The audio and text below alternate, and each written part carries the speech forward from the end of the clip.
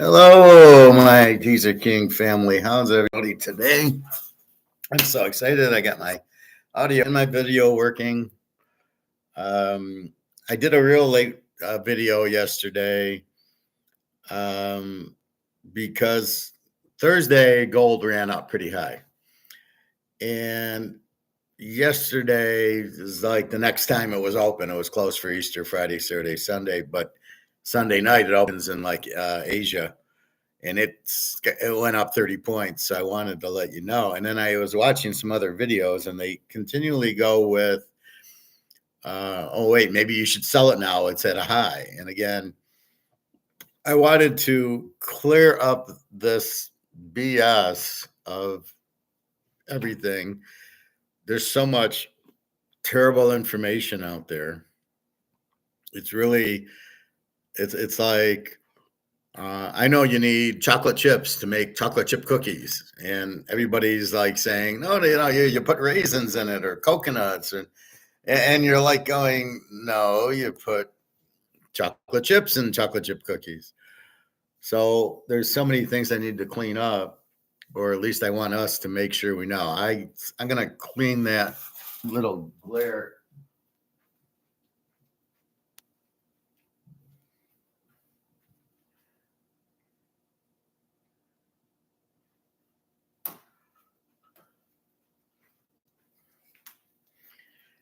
So it's a nice sunny day here in Detroit.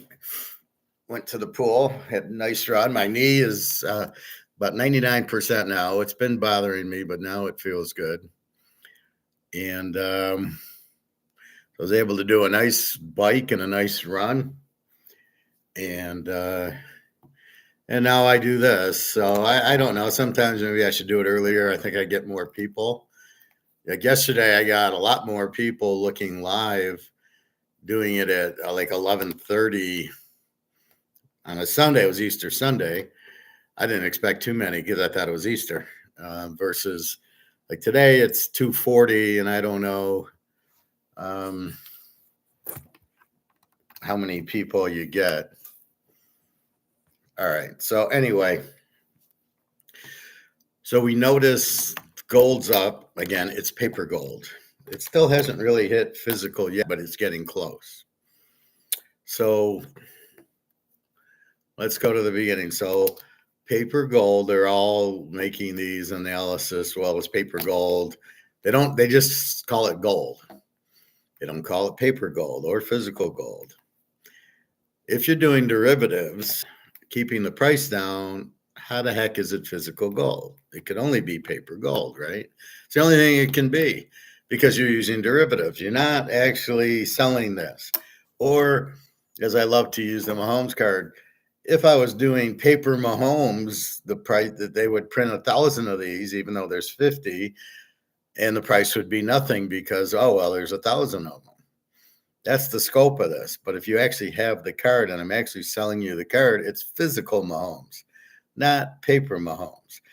And the paper comes from the government's interference, which is what we like to say is the invisible hand. Get the hell out of it. Just let it be between me and Bobby or whoever, because I know he likes Mahomes. Just me and the seller. That's it. Just keep it between me and the seller. We don't need the government interfering.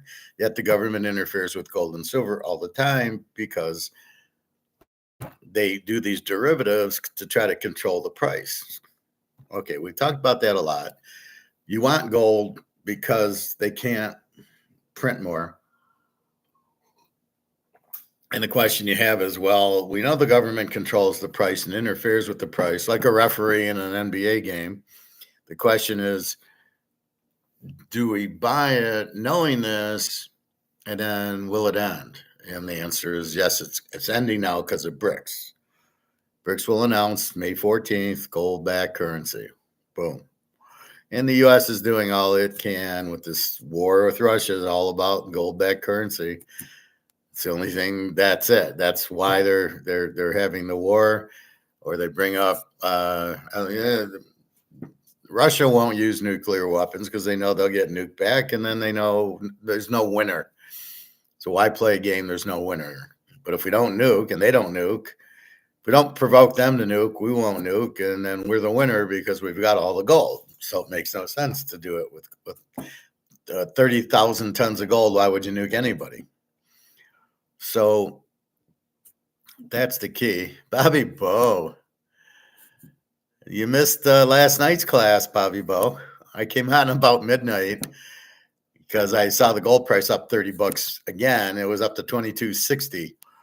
And I'm like, well, because I'm hearing YouTubes where they're saying, should you sell it?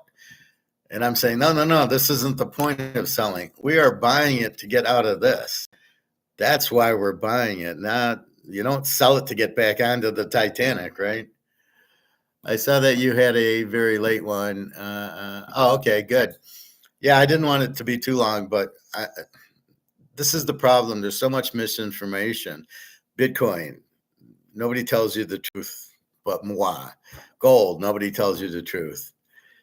Your Mahomes card. So that was what I was using is if they came out with derivatives, of course the price would be much cheaper. But we want the real physical price, which is this, and then you buy a 50 count Mahomes card. That's what gold should be, is 1-to-1. Keep the invisible hand and everything else.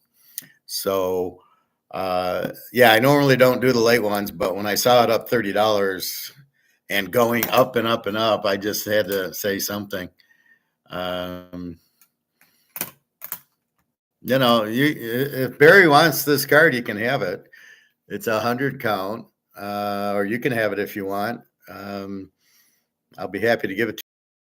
Yeah, unfortunately, he can't get in the Hall of Fame because he hit 900 home runs is a joke, but it's a beautiful card. It's a red label. It's in gem mint condition. So let me know if you want it. It's 100 count. So I'll let you have it. Because I got the real money card right here, baby. It's Bobby Bo rookie card. If only they would have numbered it to like 50 or something. Should I put like 42 out of 50 on it, and then we can say it's limited?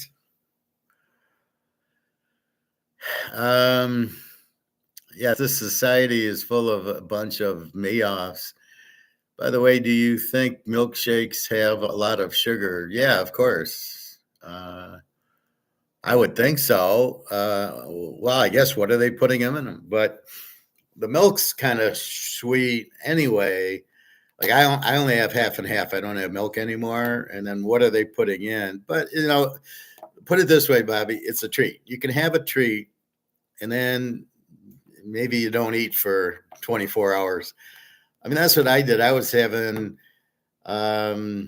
chocolate, and Jenna goes to me, it looks like you gained some weight. And I go, well, when I do this, my face looks heavy because sometimes I'll take pictures, I'm looking down. I says, but I think I look about the same, but I did a nice 42.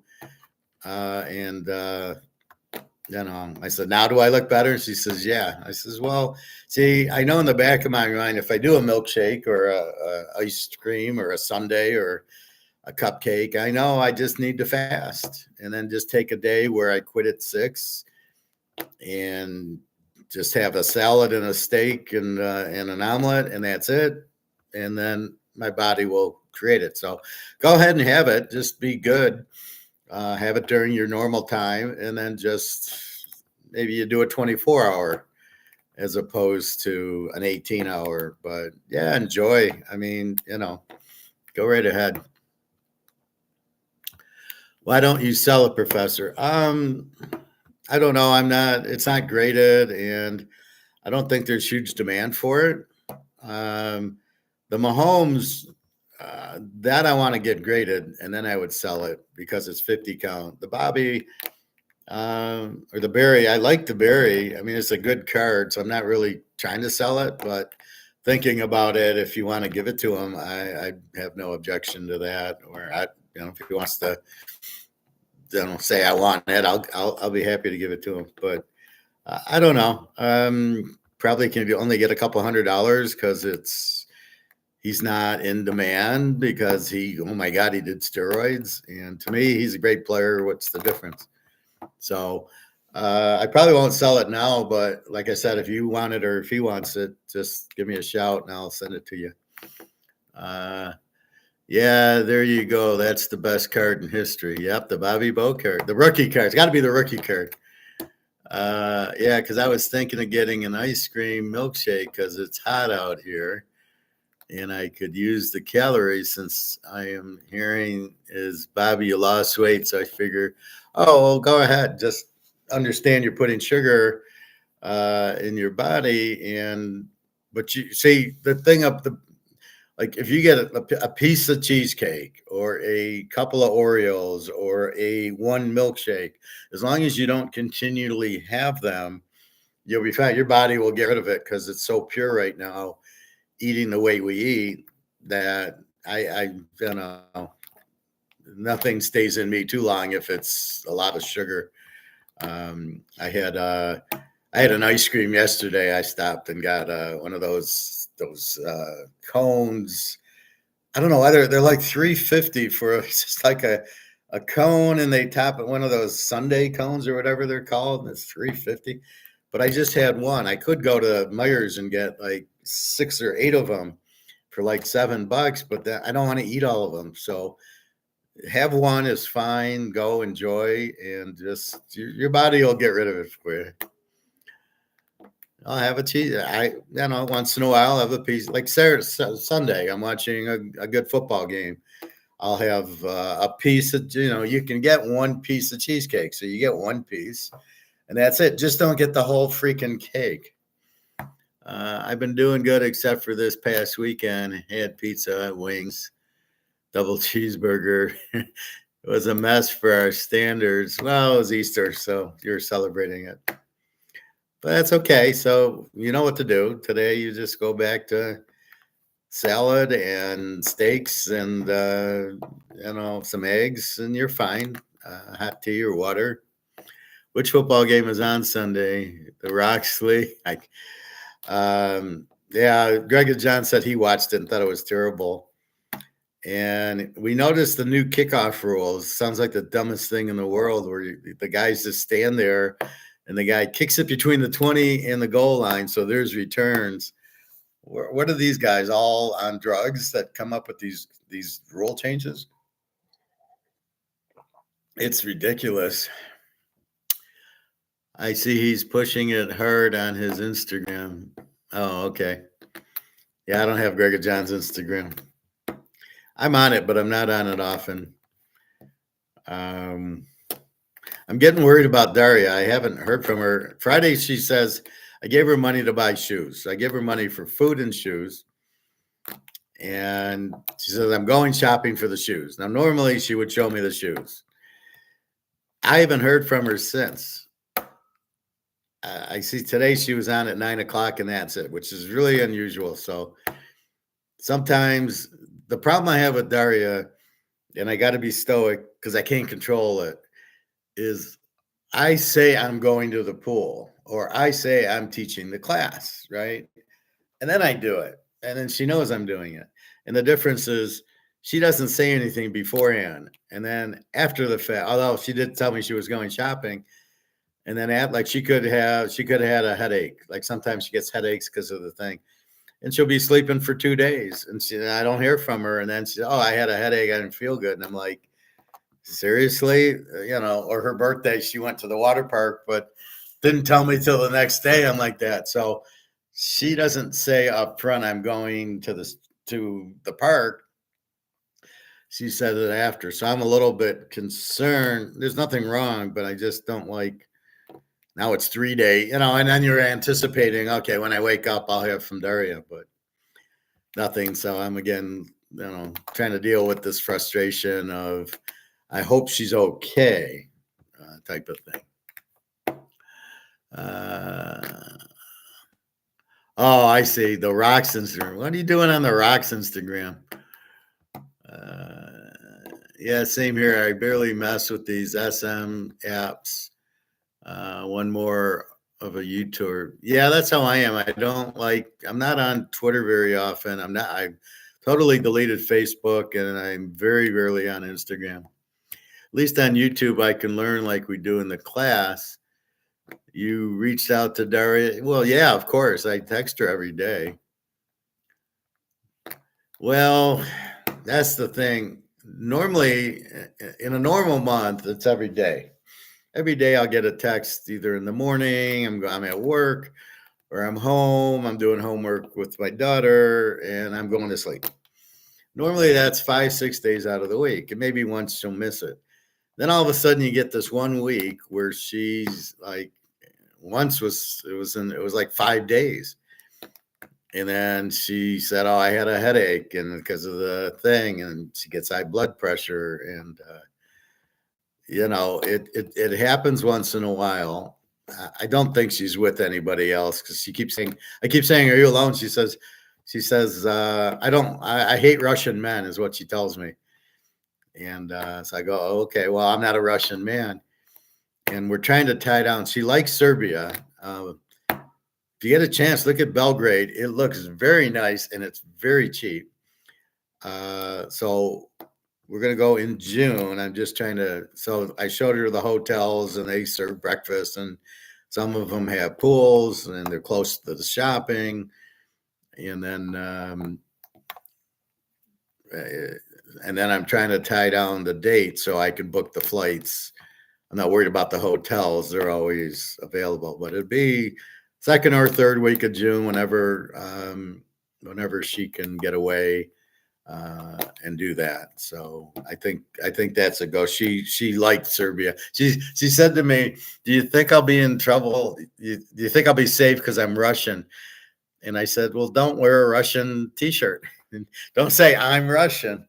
And the ironic part is when I'm with Jenna, we were in Barcelona, I think, or no, we're Portugal, and she wore this Ukraine T-shirt every day, which is basically saying I'm Ukrainian. So she wears it every day, and I didn't care. But they were getting bombed on. Russia does the bombing.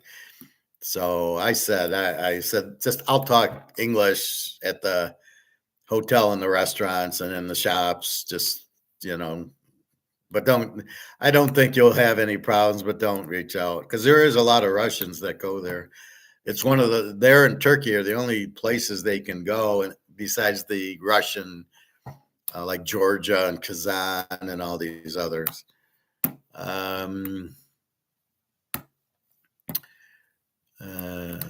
what was the last message? Was she sick or something? Belgrade in Serbia. Her last message was, "I believe I'm going to get the shoes." And it was Friday morning. What I don't like is what I don't understand. She said, "Good morning, my love. This is Friday, 6:30 our time, so it's add 7 to it, so it's 1:30. Good morning, my love. I'm resting today. Now I'm going to the store to choose shoes. Love you. 6:30 a.m. my time Friday." And that's it. And the thing that gets me is like all my messages are still green. So what happens is when she reads them, they turn blue. But here they're green. So she hasn't even read my messages since Friday. It's just kind of crazy. So I just act like I don't know what to do. So I just keep, how are you today? I love you. Have a nice day. Because I don't know. Now, when she's in the hospital, she had hurt her back. She sent me pictures, So I don't know what's going on.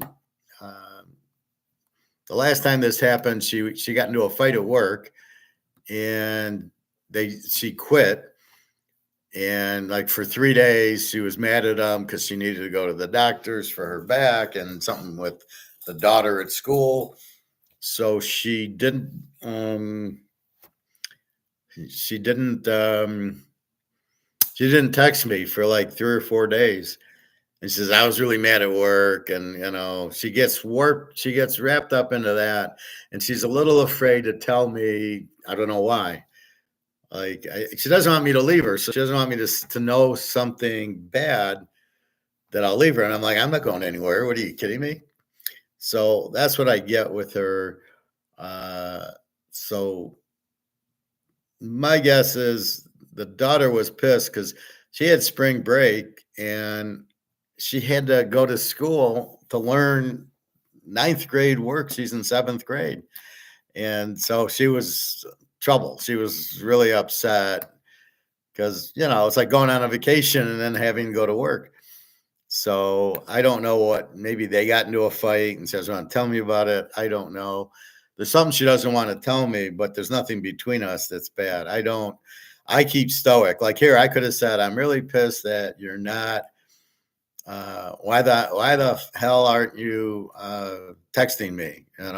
But here's what a stoic person says.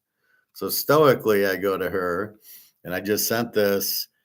It drives me crazy not hearing from you for so long. I hope you're okay. I love you. Have a nice night. I hope you're safe and well. So I stoic her.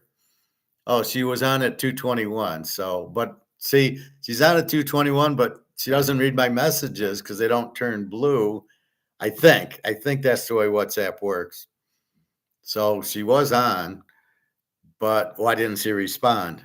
And again, I don't think there's anything, there's nothing wrong. She knows she has me and she doesn't want to lose me. So I don't think there's an issue there.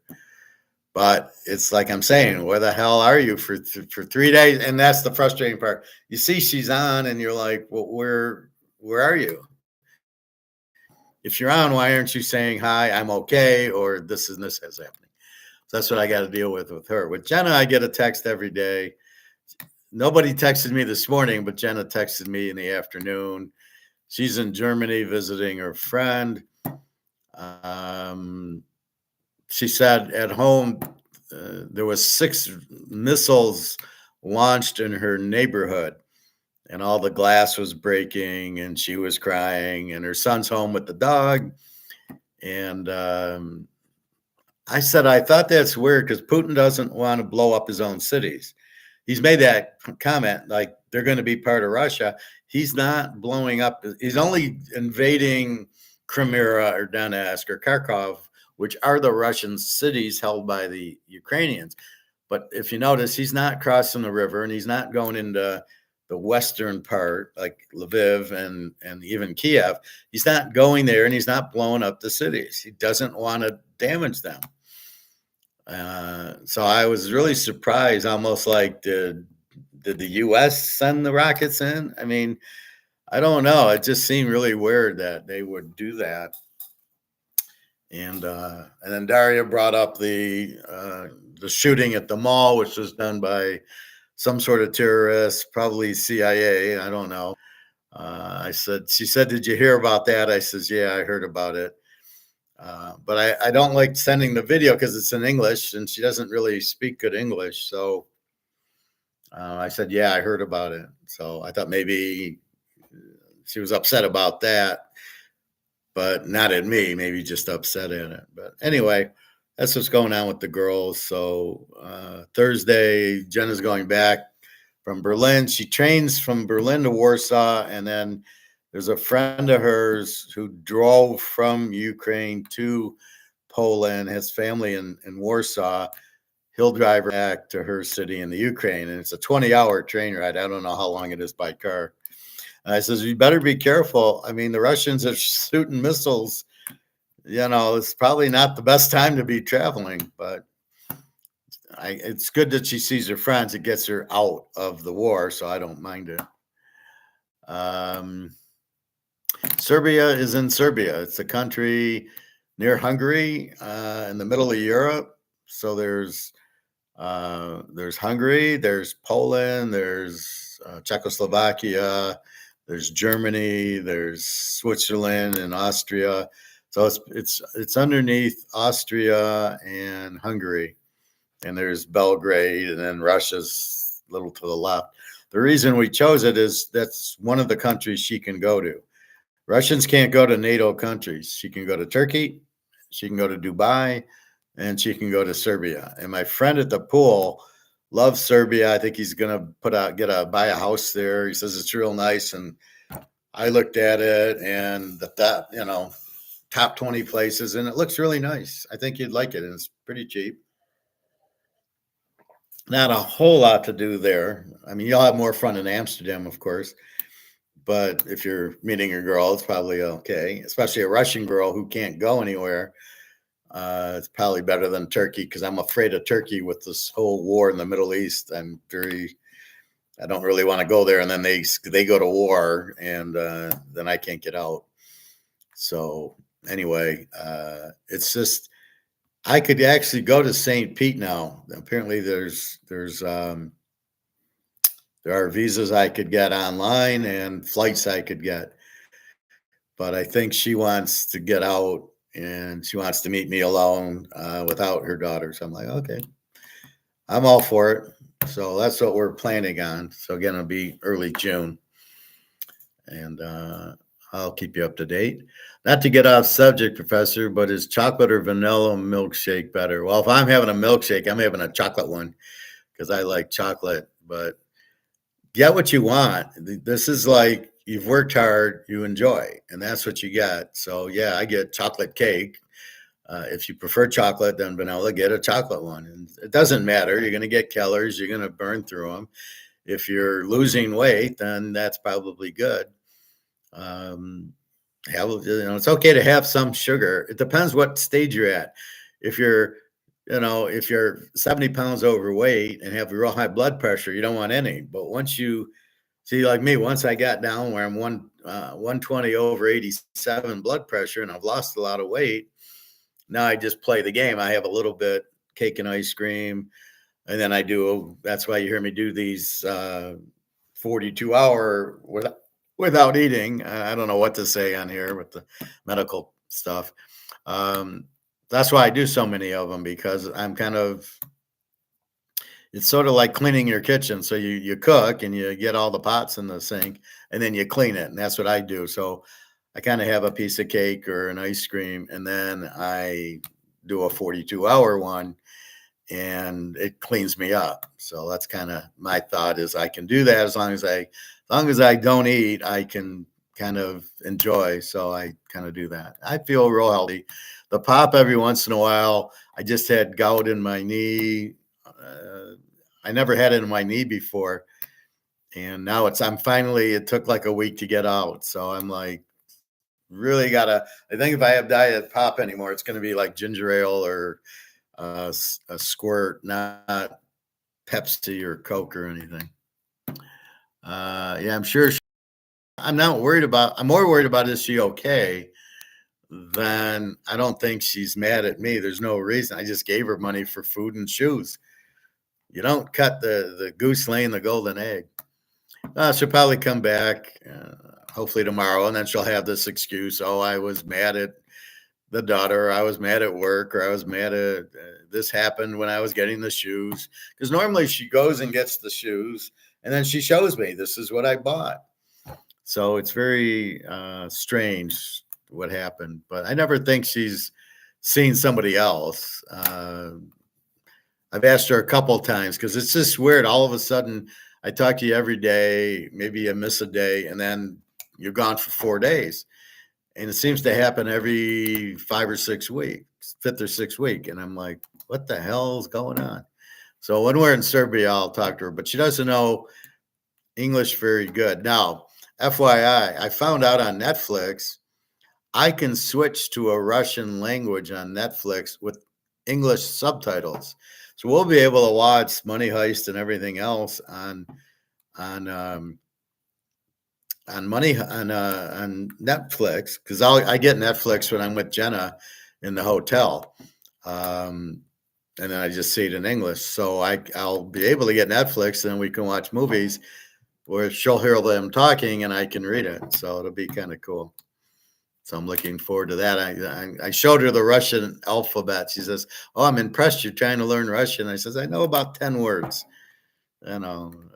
Hello, goodbye, thank you, please, I love you." And it's, but when they talk sentences, man, I don't think it goes in the same order. How are you today? I think it's like, today, are you how or something, it's like gibberish, and it's very hard to follow because we're used to following the words in order.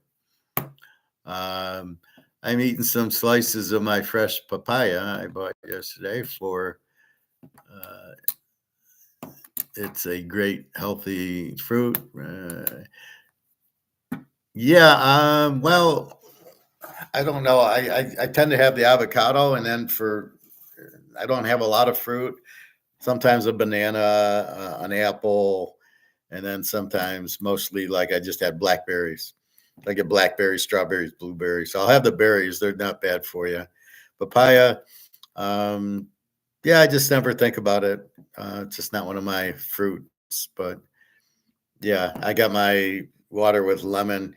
I found this ginger root and it was huge. It didn't look the same. I'm like, what are these like? Now they're putting in what antibiotics in the ginger root? Very, very big.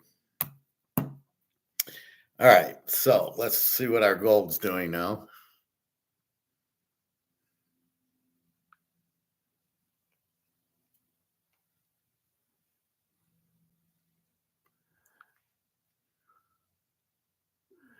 All right, silver's still right about 25 and gold is 24, 22.40, 22.41. So you can see it was 22.65, which was washed from on Thursday when it was going to the moon. And it stayed there. And then it started dropping at like 3 in the morning till about 8 in the morning. And it got down to 247. Then it went back to 255. And then here came 10 o'clock going from 255 to 231. So it drops at 25, which is why we call it paper because it's not real. And then it goes back, and now it's slowly made its way back to 240.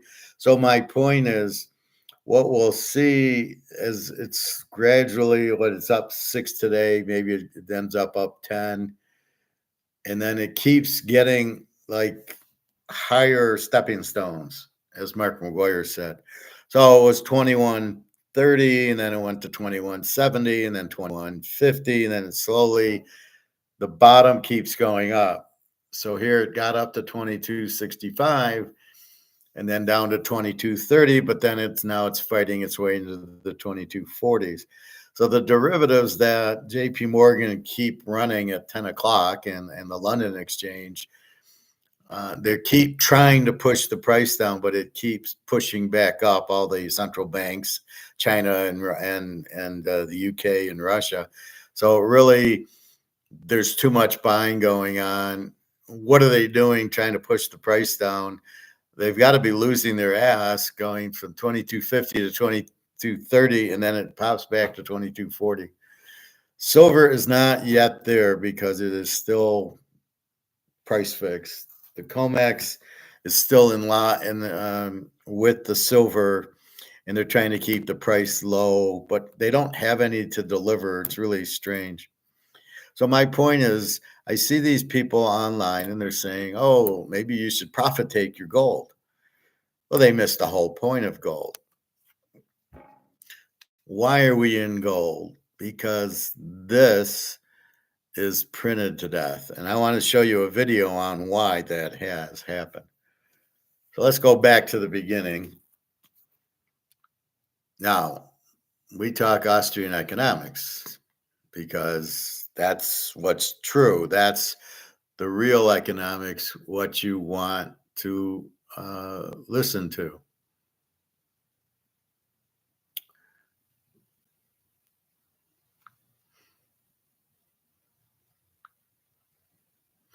Okay, so I'm going to show you this video. They're still they don't want to do Austrian economics because we try to control the monies. To us, we want to control the money supply. Think about it like football. You want Mahomes, you want Joe Burrow, you want Aaron Rodgers. We think that to win in football, we need a good quarterback and a good defense. Kansas City, San Francisco, Cincinnati, the JETSs. If Rodgers was healthy, they'd have been in the playoffs. If Burrow was healthy, they could have probably won the Super Bowl. They're the only team that can beat Kansas City because it's Joe Burrow. So that's what we believe, and we can see. Oh, Mahomes, Burrow, Stafford, good defense. Although Aaron Donald retired, so we understand that game. And in finance and economics, the only way that the economy can work is you have to have sound money. To have sound money, you have to have gold. You can't print it to death. So understanding the game of what's going on. They're using money, but they're not using it correctly. So I want to show you. This is Bella. Bella can do it. Yeah, in recent times, we are beginning to see that now estimated to be the same as its actual economic revenue. This is the first time this has happened since the country made a surprising recovery from its World War II debts. Britain owes a staggering amount of around £2.57 trillion, and it still borrows up to £20 billion a year to cover up its deficits. There is only one way this road is taking them, and it doesn't look nice. As interest rates go up, paying off debts becomes more expensive. Think about it. For every £100 a Brit pays in taxes, £10 is used to pay interest on what the country owes. That's a big chunk of money. Is this really the best way to spend it? For the last few decades, as the West's debts kept growing, economists have told us not to worry. To battle the rising debt, they came up with this idea called modern monetary theory. Basically, it says that countries can borrow as much as they want because they can just print more money to pay it back. And that's kind of what the Bank of England, US Federal Reserve, and European Central Bank have been doing with something called quantitative easing. But in recent times, we are beginning to see that debt does matter. People who lend money to the government. Okay, so this is the problem. It's not as much as the debt, but what did he say? They keep printing the money. They can't. They don't stop printing. So the MMT, which are Keynesians, believe that it's okay to have debt. You just keep printing the money. And what they fail to see is if you keep printing the money, it becomes worthless. This is the big fault with the MMT Keynesian guys. The Jim Rickards is an MMT guy. He's a Keynesian, which she's an attorney, so that figures. But that's the problem. You cannot keep printing. If you keep printing, it goes to zero. You cannot ruin your money supply. And so what they're doing is having high debt and then printing to pay the debt off, which you can't. It gets too expensive because as you print, you create inflation. And as you create inflation, interest rates go up. So your costs go up. And the more you print, the value of the dollar drops. This is really the problem, right? You have idiots in charge using this MMT theory of we'll print the money and print it and print it and print it. We won't stop printing it. But they fail to see that there's anything wrong. This is why the US and the UK and Canada and the EU we're all screwed because we got morons running it. Why would you use MMT? Well, that goes back to George Soros, I'm assuming. So he hires people that's their point. So it'd be like me on my resume. I call myself an Austrian economist. Well, I would never get that job. It's going to go to some idiot who's a Keynesian economist. So that's the mess we're in. And so now it gets back to what we were talking about with gold. So what are we doing? Us as a class realize the more you print of this, which is their goal, is to keep printing this to pay for their debt. So we're going to print as much as we can. And they don't know you can't. It's like having Lamar, and we're going to have Lamar run, and we'll beat Mahomes at that. No, it can't work. And well, I'm not saying they'll stop Mahomes, but they can't stop Burrow either.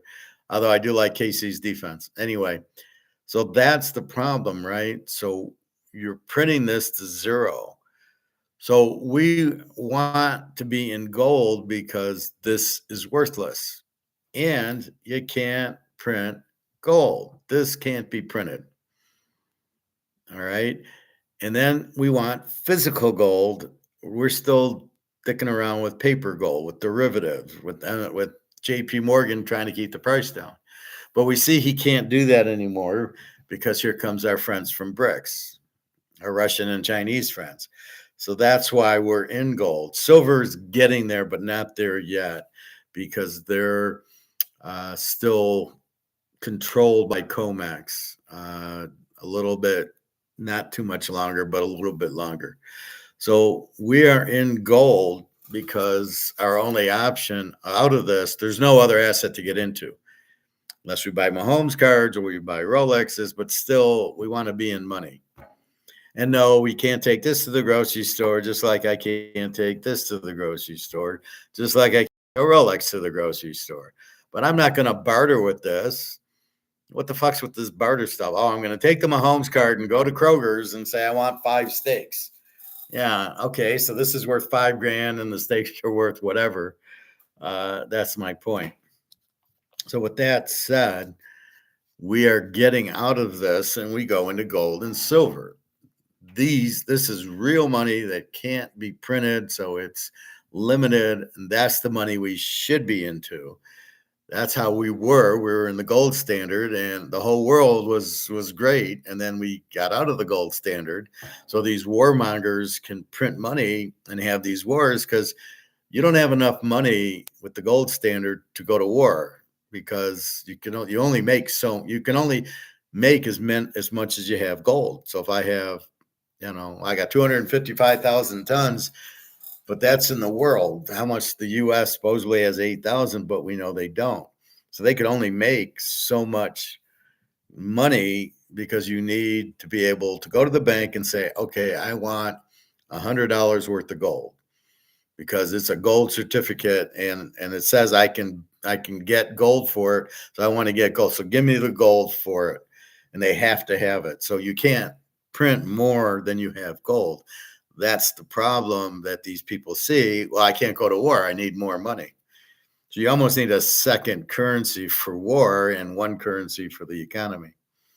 So with that said, gold jumps up because the paper gold is getting weakened by Putin and Xi and BRICS, because now they buy as much as they can. So when the idiots, JP Morgan in England, lower it to keep the price low, so you'll stay in this is how Madoff works. Stay in this. Don't leave it. And we're all going, you're out of your minds. Of course we're going to leave it. You print it to death. You keep printing it because you guys don't understand it. So they keep printing it. And with COMEX out, that's why the price is going up. There's huge demand. All the central banks are demanding. So it's not like the demand isn't there. It's going down because of the derivatives fighting to keep it down, which at this point, I don't know why, but they're still trying to keep it down as it hits 2250. So my point is, so I'm watching these videos and they're saying, well, maybe it's time to sell and take your profits in gold and go buy Bitcoin. A lot of these Bitcoin idiots. And that's really the problem. And I'm saying, no, don't you dare sell it. That was my video last night. Please don't sell it. This is not to be sold because your alternative is you get back into this. Well, we're getting out of it. So again, this is the so that's the Titanic reason is the MMT people are the iceberg, right? They are printing the money, which is causing the money to have no value. So again, printing the money is the iceberg. The water comes in the boat is them printing it. And then we, being intelligent people, look for how to problem solve, which is what I do the best. So my problem solving says, well, I want to get off the Titanic and into the gold boat. And if the MMTs keep printing, the water keeps flowing in, this has no value. I want to get into the gold boat. So it's the same correlation. But why would I want to sell this now and get back into the Titanic? I don't want to go back into the Titanic. I'm getting out of the Titanic. So there's no reason to sell your gold now, because the paper price is the highest it's ever been. It's all been bullshit. I'm telling you, why do I tell you 50,000 an ounce? Because once it breaks, and all these people who are on the Titanic in every freaking country start realizing they're only out gold, then of course it's going to be a mass into the gold, right? Let's buy, we need gold, we need gold, we need gold. And that's what's going to push the price up. And that's what's going to push the silver price up. They're going to say, you know what? I saw some guy going, well, it's 2,200. It's getting expensive. But you can buy quarter ounces. I bought a tenth of an ounce. I showed last week, Bobby. I don't know if you saw it. I got a 1 ounce maple leaf and a tenth of an ounce US for it was $22.50 for the maple leaf and $2.50 for the US. So it cost me $2,500 basically. So I moved my money out of JP Morgan and threw some into the bank. Some paid for rent today, and some bought me gold and silver. I'm back on unemployment and Social Security, so now I'm fine. It's hard to get a job because everybody's laying off, nobody's hiring. But we're not in a recession. We're just laying off everybody. So getting both of those. So I did my first one today. So I'm assuming I'll get my checks usually the next business day, direct deposit. So I'll check tomorrow. And it's just the first one. As long as that works, then I'm fine. You get it going. And then I'll buy another quarter or half ounce of gold because he's not adjusting it at the coin store. I was able to get the same quarter ounce at 21.50 as at 20.50 as 21.50. It was still 5.50. He's not even adjusting for the extra price. I'm like, fine. And I bought you love this one, Bobby, a tenth of an ounce kangaroo, but it was a perfect kangaroo. It was let me show it to you. It was a kangaroo. It was a tenth of an ounce kangaroo.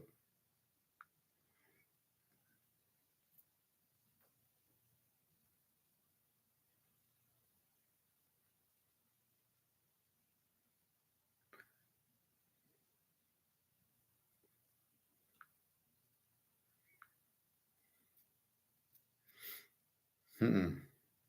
Mm.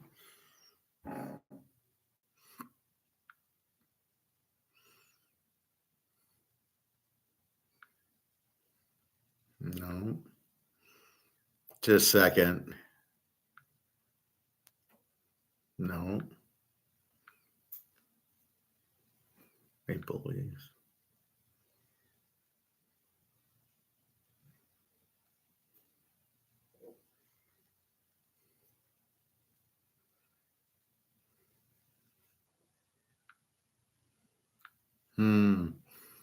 I'll find it.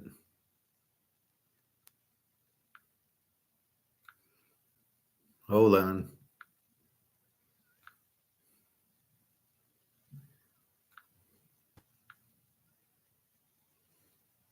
This is what he had last time. He has these silver bullets. They're 1 ounce silver.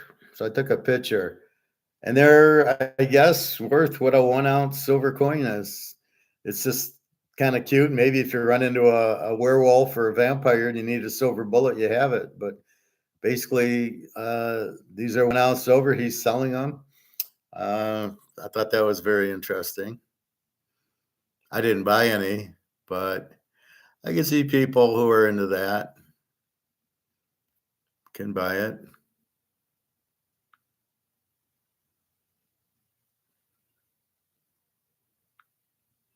That was my purchase last week. So the 1 ounce maple leaf, the tenth of an ounce eagle. Usually I don't buy it, but it was the same price as the tenth of an ounce maple leaf. So I said, okay, screw it. Let's see.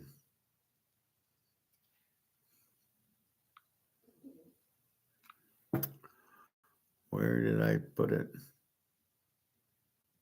Well, I put it somewhere, somewhere good, or maybe I deleted it, but See, he doesn't have a full like this. This is a couple weeks ago.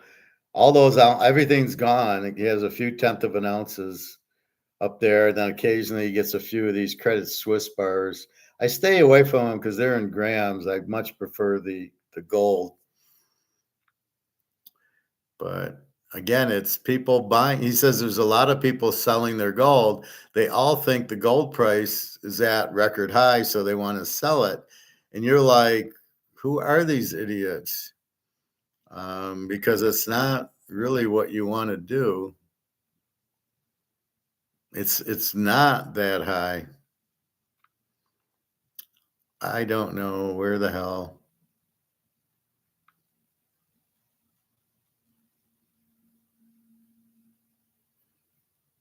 I can't find it.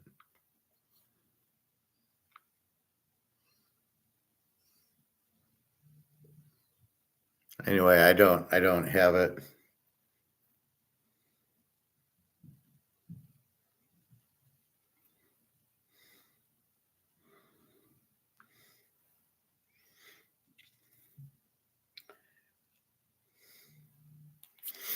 But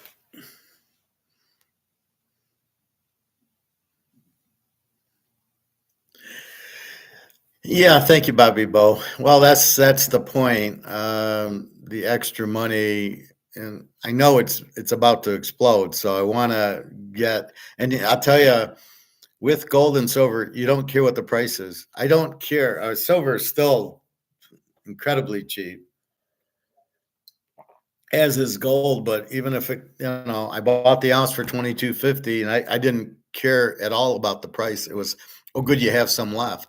But I'm talking to the owner, and he's saying there's a lot of people in buying or selling and buying. So people sell, there's inventory, and people are buying it. But a lot of people are selling, being misled by the Madoffs that the price is it's high, like it's at its all-time high. You better sell now, which is the point of this video. Is no, no, no, no, no. This is not profit taking going on. This is JP Morgan and London still trying to keep the price down. So to keep you on the Titanic as the boat's sinking, your Madoff people are still trying to keep you on it. Oh no, you don't want to get off the boat. It won't sink for hours. Come on, you guys, stay on the boat. Have a tea, have a rum. That's basically what they're doing. And so we know gold's at least 20,000 an ounce. So why would you sell it at 22.40? You got to be out of your mind. And the bigger factor is if you sell it, you get this back. So the only reason you should be selling your gold now is to pay mortgage or pay a credit card or to eat. And if you notice, you still get it. Now, what'll happen is as the money collapses, and I don't know how quick it's going to collapse, and then what they're going to do. I keep hearing barter. These people are so stupid. There is really no such thing as barter. Am I really going to take this to the grocery store or the Bobby Bo card or the Berry card? Am I taking this to the grocery store to eat? That's what barter is using non-money. Well, how the hell is gold and silver barter when it's money? So bartering this for a steak, how will I do it? It's a 50 count. It's worth $5,000. How am I going to do it? And we have to come up with value. That's why I don't see what'll happen is this will go away. It might not even go away. Well, everybody's getting off of it anyway. Nobody wants it, and all the BRICS countries are going to the BRICS dollar. And I heard some idiot last night going, well, Russia and China don't trust each other. Oh, is it really? That's why they've joined BRICS together, because they don't trust each other. And then secondly, why can't you have a BRICS dollar just like you have a euro? How is it different than having this, which is 20 countries having this? How is the BRICS dollar any different except for it's backed by gold? So what the fuck are you talking about? You can't have a centralized dollar for many countries. It's exactly what you have with the euro.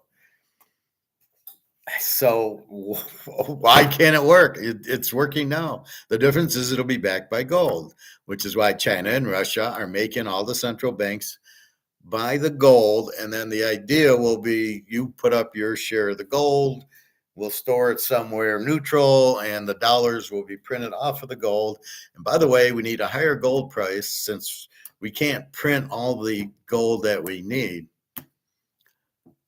How can I make money? I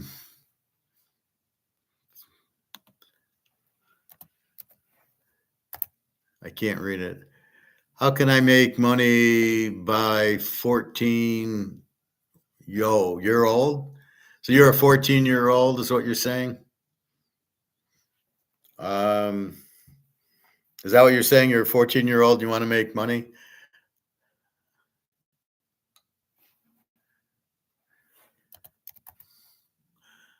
How can I make money by 14 years old? Yes, you're a 14-year-old. Well, do exactly what I'm telling you. Develop a skill, and you need to get, you need to get a medium of exchange. So you need this to get gold and silver. And then if you can buy gold and silver, you won't have to work after 14 because this is going to the moon. This is like the chance of a lifetime. It's not age dependent. It's just if you have money or not.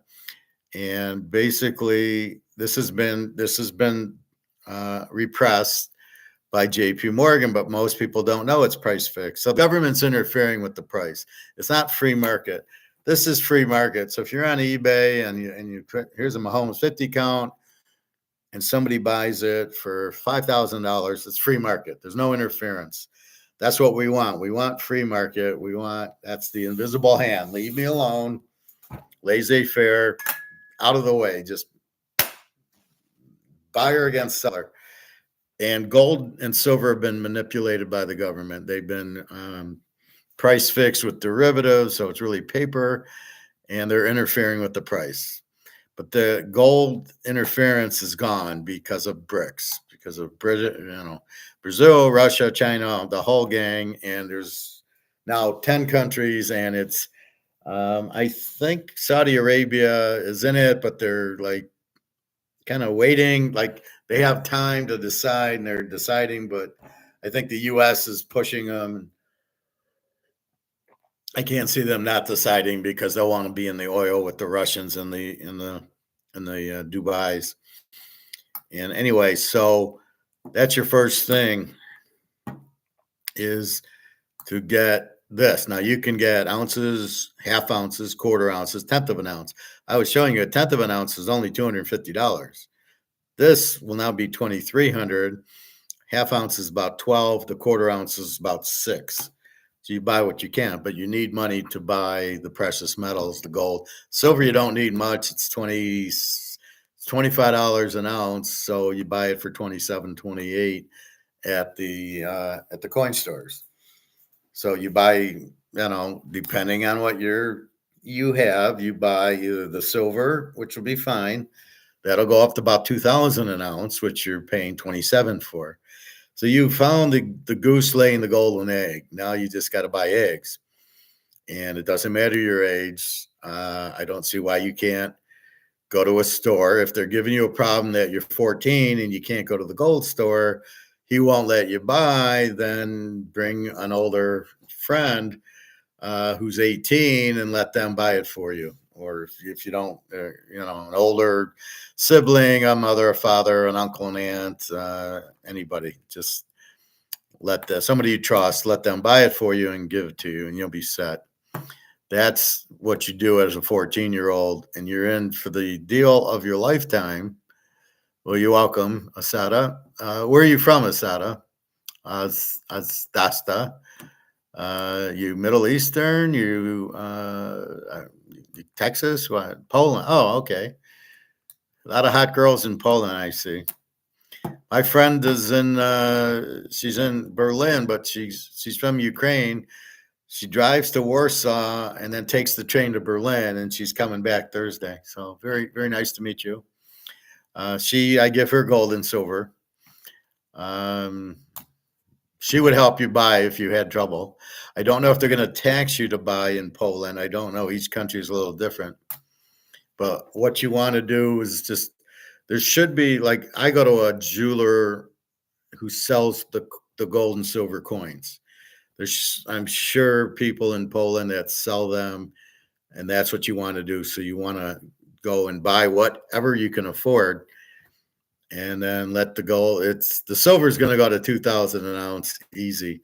Gold, I'm assuming 50,000, but it'll go about 20, and then it's doing the dip now. It's at 22.40, and then it's going to finally go to 23, and then they're going to lose control because this, as I showed you earlier, it's all MMT people, which are Keynesian. There's two economics, Keynesians and Austrians. We're Austrians. Adam Smith, Invisible Hand, leave us alone. And the Keynesians, which are MMT, which says, let's print this till it dies. We'll just keep printing the debt away and nobody will know.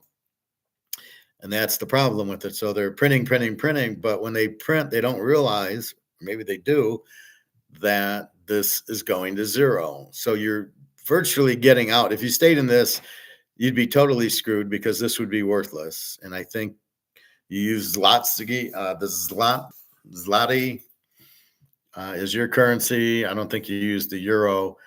It's the same thing everywhere because nobody has money backed by gold. They're all doing the same stupid thing, which is printing and printing and printing.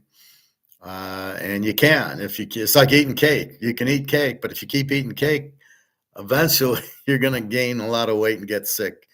And you can't do things like that and just keep going. So with that said, that's why you want to get out, but you don't want to sell it now because you don't want to get back on the Titanic. So I call this the Titanic. This is drowning, right? It's hit the iceberg. The water is coming in. You got to get off. You get in a lifeboat. Well, that's the dollars everywhere. It's all the same. They're printing, making this worth less. So it's the Titanic. It's going to sink and you got to get out now. And that's what I say. So, if you have whatever you can do, get money and just buy the gold and silver. Doesn't matter if you buy a tenth of an ounce, a quarter of an ounce is about $600. So you don't have to buy an ounce. You can buy a quarter ounce. You're going to do fine.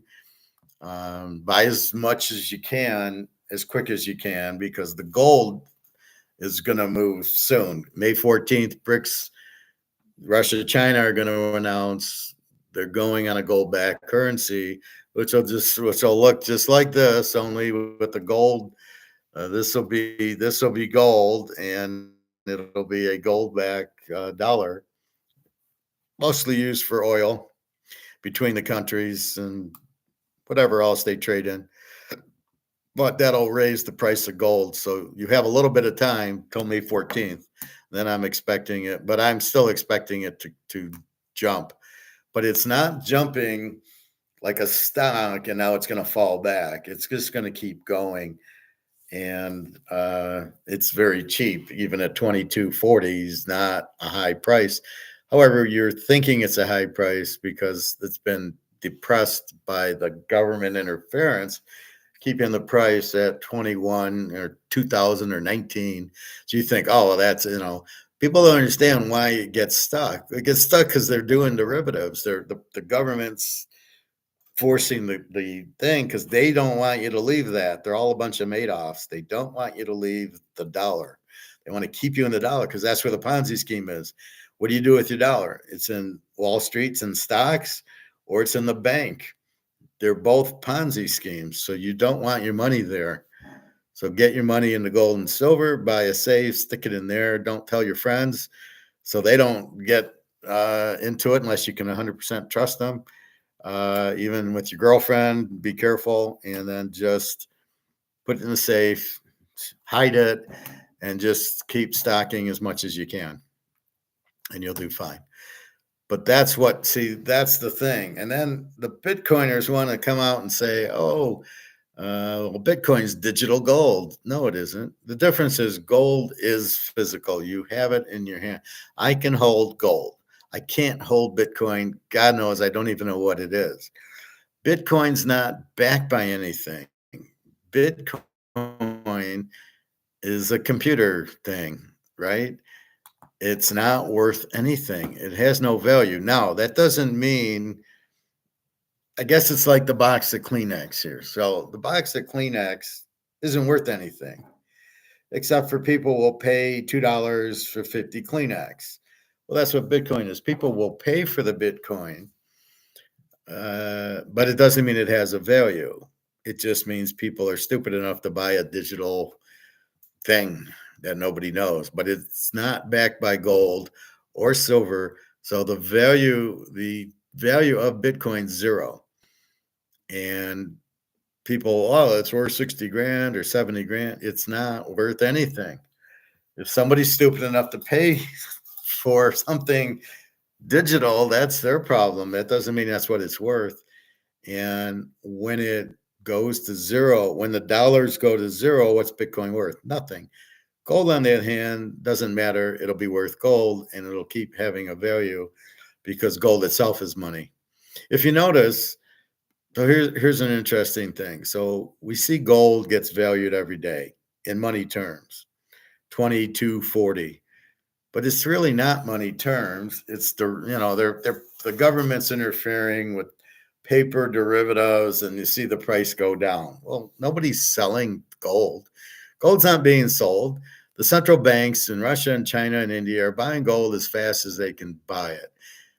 Me and you are buying it, but they still don't think the public are buying gold and silver. Egon's still, wait till the public buys it. Egon, we're buying it, but you have no way of knowing. When I go to my gold store and buy it, you have no idea. It's being bought because this guy only at the stores is telling you it's being bought. He's there. People are in droves buying it, but it doesn't show in the price. That's the problem, right? So it's going up in value. We're still able to get it very cheap. We're buying gold that's probably worth 5 grand now that's being held down by the paper, by the government interference. But not in Bitcoin. Bitcoin doesn't have the government interference. So people think, Bitcoin, that's the safety. I'll get into Bitcoin. And they keep comparing it. So one guy, so I like to do this. One guy comes out and he says, okay, here's the values. This is what determines money. And the first thing is a medium of exchange is what everybody wants. But he doesn't, he forgets to mention that part. Who wants Bitcoin? Nobody. Nobody, the grocery stores, the stores, you don't pay your rent with it. You don't buy a car with it. Who the hell wants Bitcoin? Nobody. Except for the idiots in Bitcoin going, oh, it's going to go up to $1 million and I'll be rich on Bitcoin. Okay, so is it portable?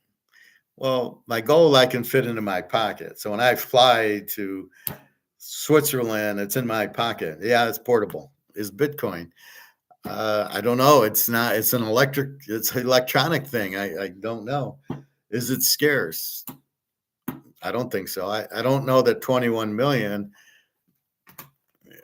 This is scarce. There's 50 of them, right?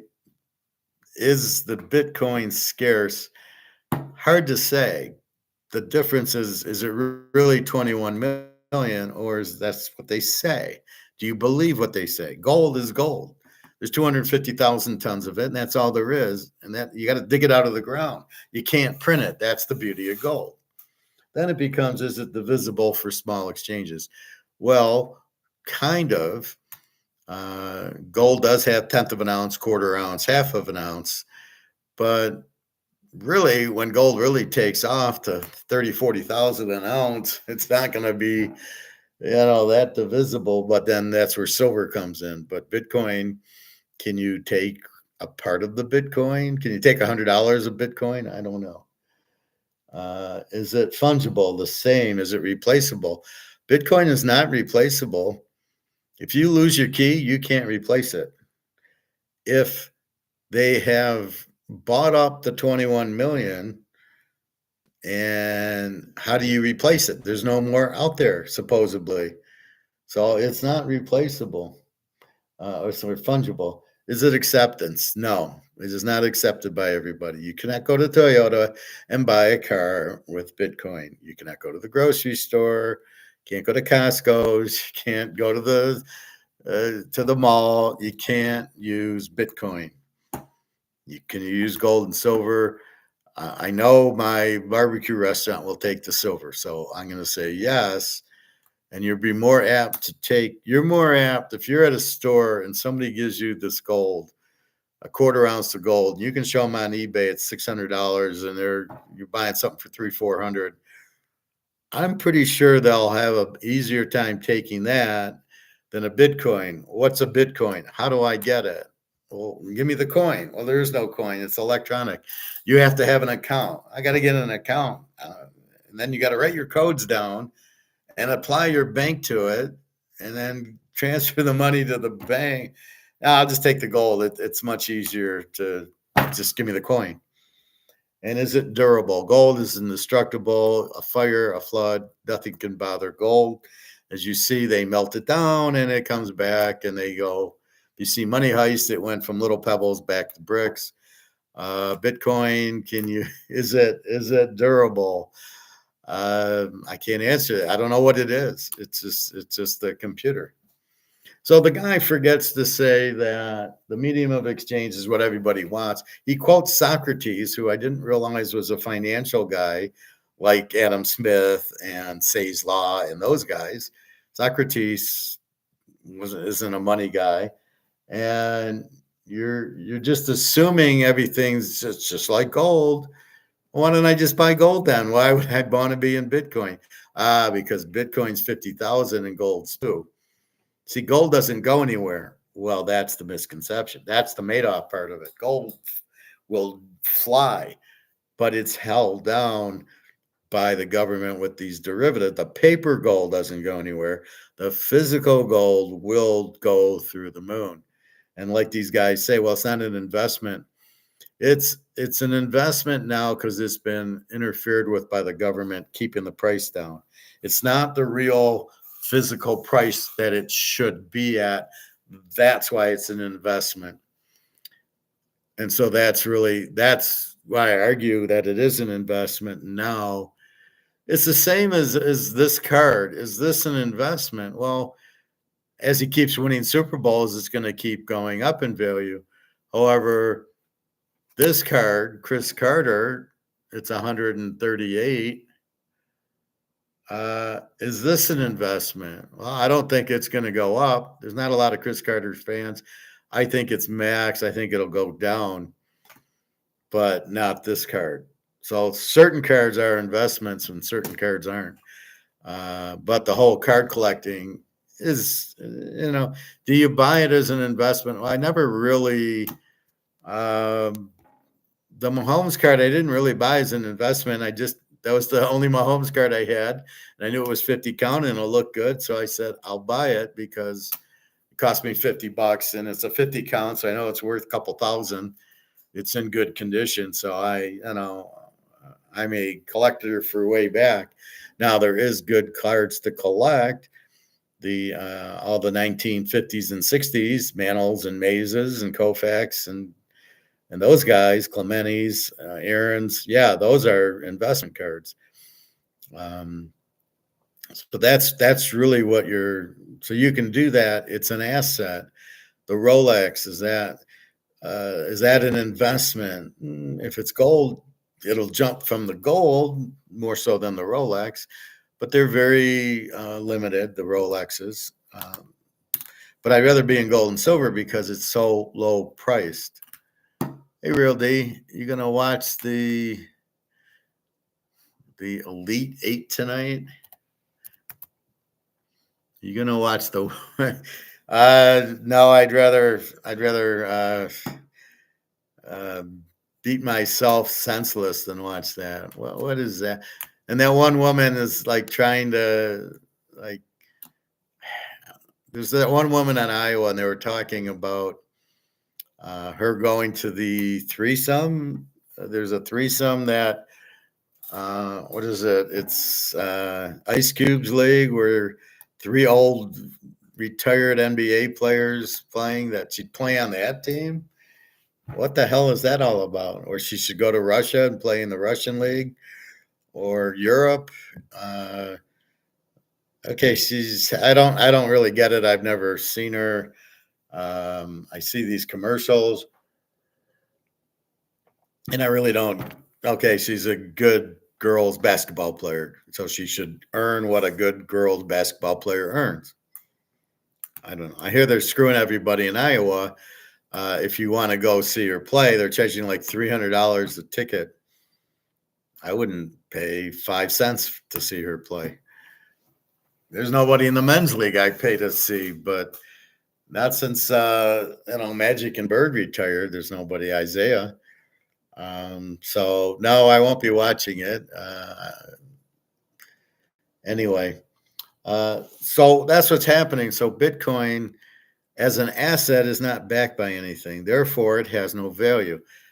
This is not backed by anything, and this has no value. But people see a 1 on it. And here's my point. This does not get price. If you notice, gold's 2240 right now, right? They factor the price every minute. It's 29, 39, 20. Nobody's selling gold right now except for JP Morgan, who's doing extremely illegal things. But since he's in charge, since the banks are in charge of the government, he doesn't get thrown in jail. But that's really what it is. So that's why it's going down, because it should never go down, because nobody's selling. The central banks are buying tons of it. Nobody is selling tons of it, because what are you going to get? You don't want this. You're getting out of this. The reason gold's going up is because you're getting out of this, because people who are smart like us understand this is going to zero, because you can't keep printing it like MMT guys, like I just showed you, are printing it to pay off the debt, and they don't understand if you keep printing it, it goes to zero. They think, oh, we'll just keep printing gold. We'll just keep printing dollars to pay off the debt, and that'll be fine. And they don't get it. It blows my mind how stupid these people are that are in charge. And then the people who are listening go, oh, you should sell your stuff. Really, how can our money have value when there isn't any money at all? That's the Ponzi scheme I tell you about.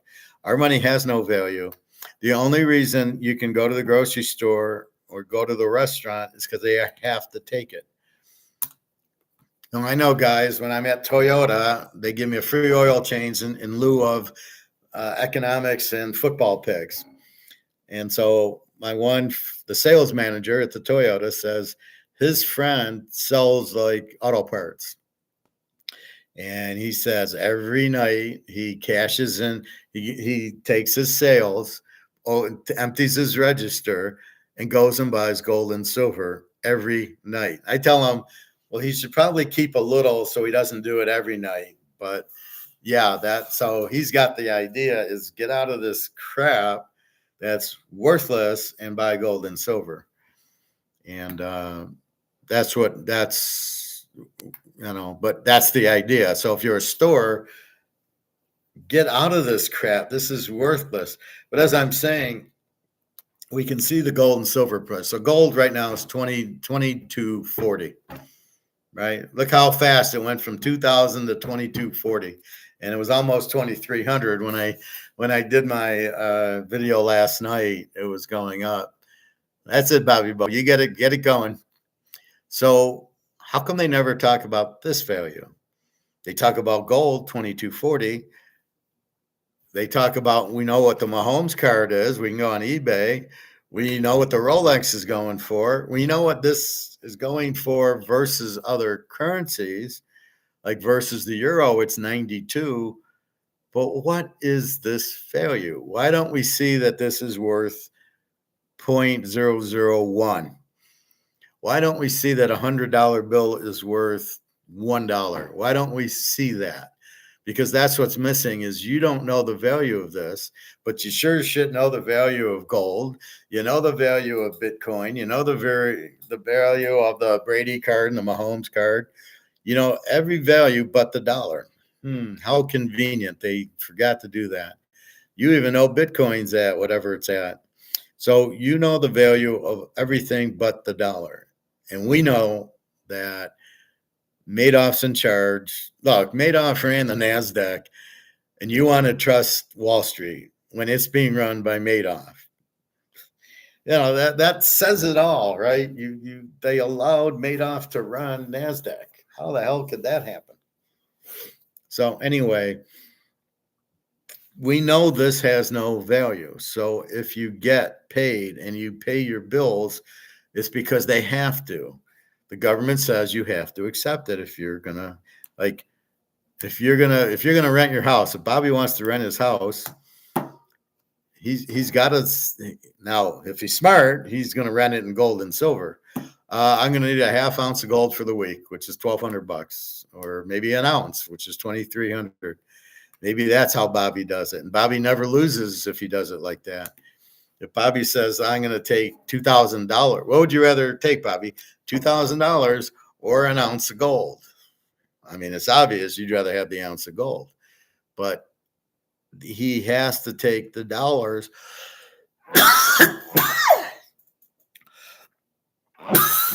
Excuse me. Because the government's forcing him to. Just like the hotels or the restaurants. You want to go to a steakhouse, they have to take debit and credit cards, even though they probably don't want to, because they know a smart guy would know this is worth crap, but they take it, they get the money. Now, what you do with the money, you're still able to buy gold and silver. However, that boat, that Titanic is here's the water level. You know, it's getting deep, right? It's getting ready to tip, right?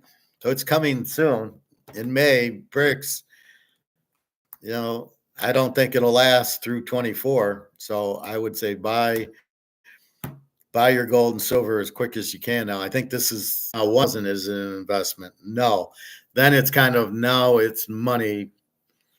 It won't go up and down as much as it is now because it's catching up for 50 years of price fixing. So watch it to go and move, but don't sell it. And don't be fooled to think, oh, it's profit taking. It's not Microsoft stock. This is not a stock. This isn't like, oh, it's going up. This is something that you're getting out. This is worthless. So this is your competition. Worthless gold. You do not sell this to get back onto the Titanic. You're getting off the freaking Titanic. It's sinking. You don't get back on. You don't sell this to get back on the Titanic. Now, the only reason you would sell it is I got to pay a bill and I got to eat and a medical emergency or something happened where I need this. Otherwise, you have no business selling it. But look how easy it is. You go back to the gold store, he'll give you the money for it. So if I went today, I can't go because he's closed Monday. If I go tomorrow and it's $22.40, I go and say, okay, here's my ounce. He gives me $22.40. And off I go. He'll sell it for $23.40. That's where he gets you. He adds the premium to sell it, but you don't get the premium when you sell it back to him. You just get the spot. And sometimes they monkey around. Well, we'll give you 99% or 96%. The store in Alabama was ridiculous. They really, this one old woman came and they gave her 75% of spot for silver, and I was ready to beat the hell out of the guy. Had I been able to talk to her, I would have said, "I'll tell you what, I'll buy it for spot. You shouldn't sell it under spot." For silver. I mean, that was ridiculous. She's selling silverware, and the poor lady, because she's selling it back then, I can't imagine now. She's got to be devastated. And I hate when they take advantage of these people. That's bullshit. She was smart enough, but she had to sell it. Oh, I'll take advantage of you. I know you have to sell it. No, be an adult, be a businessman. I'll give you a spot for it. Anyway, so that's what she's doing. So don't even think about selling it because okay. So you're going back on the Titanic. Why would you do that? Well, the gold jumped and it's going to go back down. No, it isn't because there's nothing knocking it down. The demand is huge between us and the central banks. Everybody's buying gold because everybody wants to get out of this. So there is no selling. Nobody in their right mind is selling gold. There's a lot more buyers than sellers. All of the central banks, they buy tons and tons. They buy 20, 30 tons, 50 tons, 100 tons. Nobody's selling 100 tons to get back to COMEX. So keep that in mind. You're not still getting a physical gold price. Even the 2240 is still paper price. And that's why you see it dropping a little bit. The government's like, oh, let's keep selling the derivatives and get the price down. It doesn't work. You can't do it. So, yes, Real D, it's all a Ponzi scheme. It is totally a bullshit Ponzi scheme. All the money's worthless. Once you take it, see, it needs to be backed by gold to have a value. Since 71, this hasn't been backed by gold, does not have a value. As soon as you do that, and this is what you tell your kids, as soon as you see currency that is backed by gold and it stops being backed by gold, jump on the gold. But they're going to have gold already because we're buying it hand over fist for them.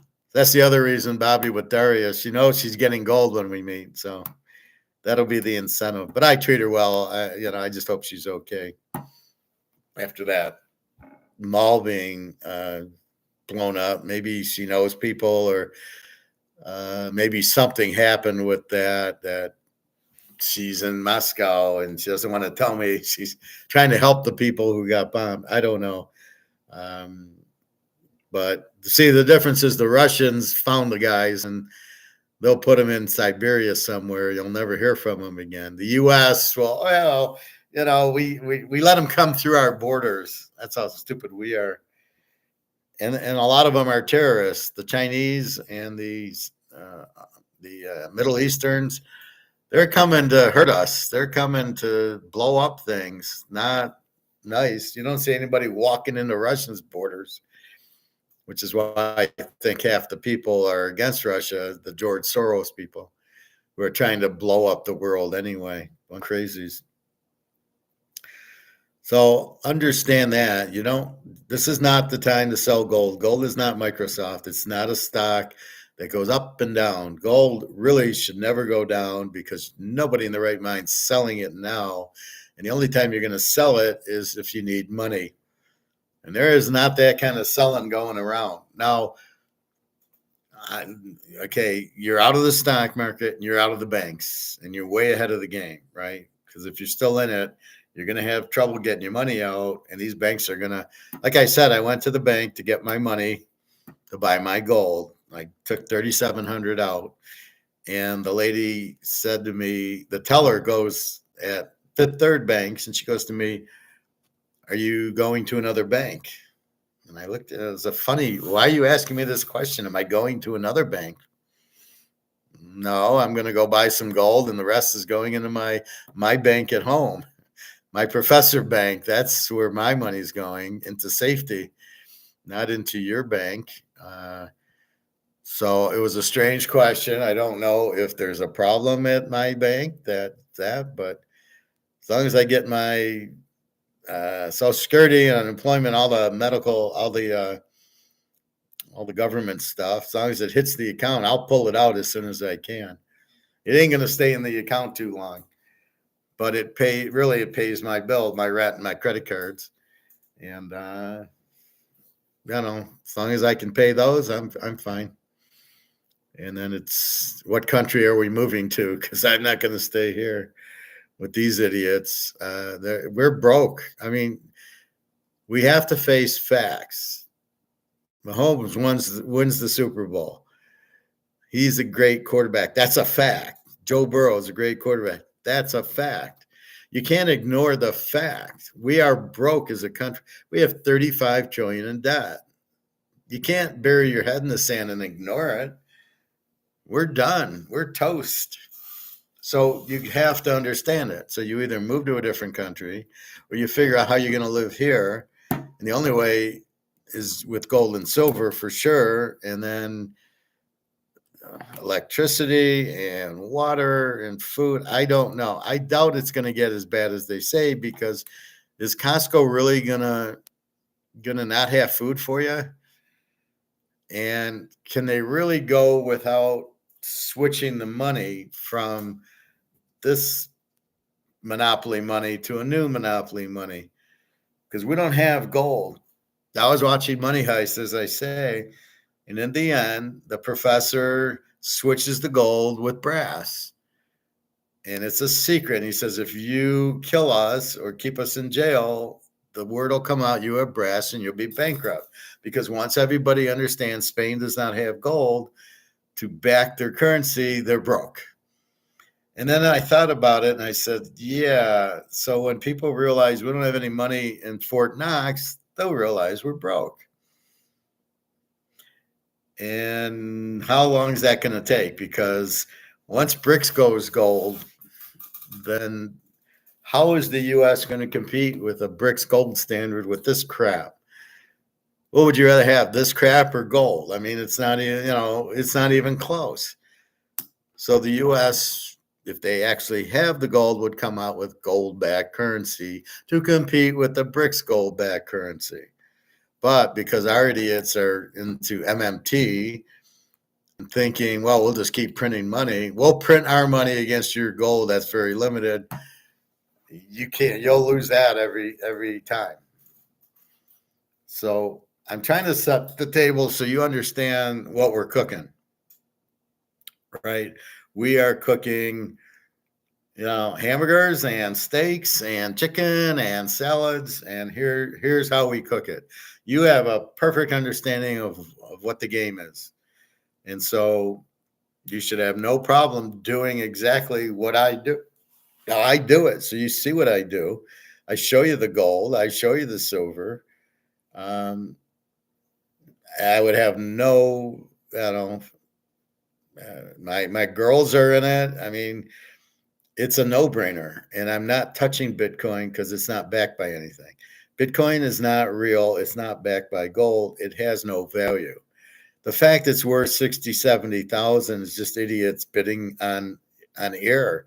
That's like saying this is worth 60,000. It's my eye cleaner, glass cleaner. Well, it's worth 60,000 because they keep buying it, and because and then if you think about Bitcoin, what's really stupid about it, they want to be decentral and they don't want to attach to a bank. Well, the banks are the ones that control the marketplace. So the banks are the ones telling Costco that you must take dollars and you must pay in dollars. That way we can tax everybody. So you get paid in dollars, they pull the taxes out, you take that money and you buy things with it. Well, you can't go around the government. That'd be like us, the professor here. It's like we have our own currency. Okay, Bobby, you print it up. We're going to have, and we'll use our own currency. Well, it doesn't work out in the real world. It only works here. That's what I said. So I did a show a couple weeks ago about casinos, and I said, this is a real $5 Caesar's Palace chip. However, its only value is at Caesar's Palace. You could use it to tip the girls and get drinks and get food and play poker and blackjack with it, right? And maybe shopping at the forum shops. Maybe you can take it. That's it. You go out of Caesar's to Bellagio, you're not using this, right? So understand that's what Bitcoin is. Bitcoin's a bunch of guys that got together and said, well, we'll have this digital thing.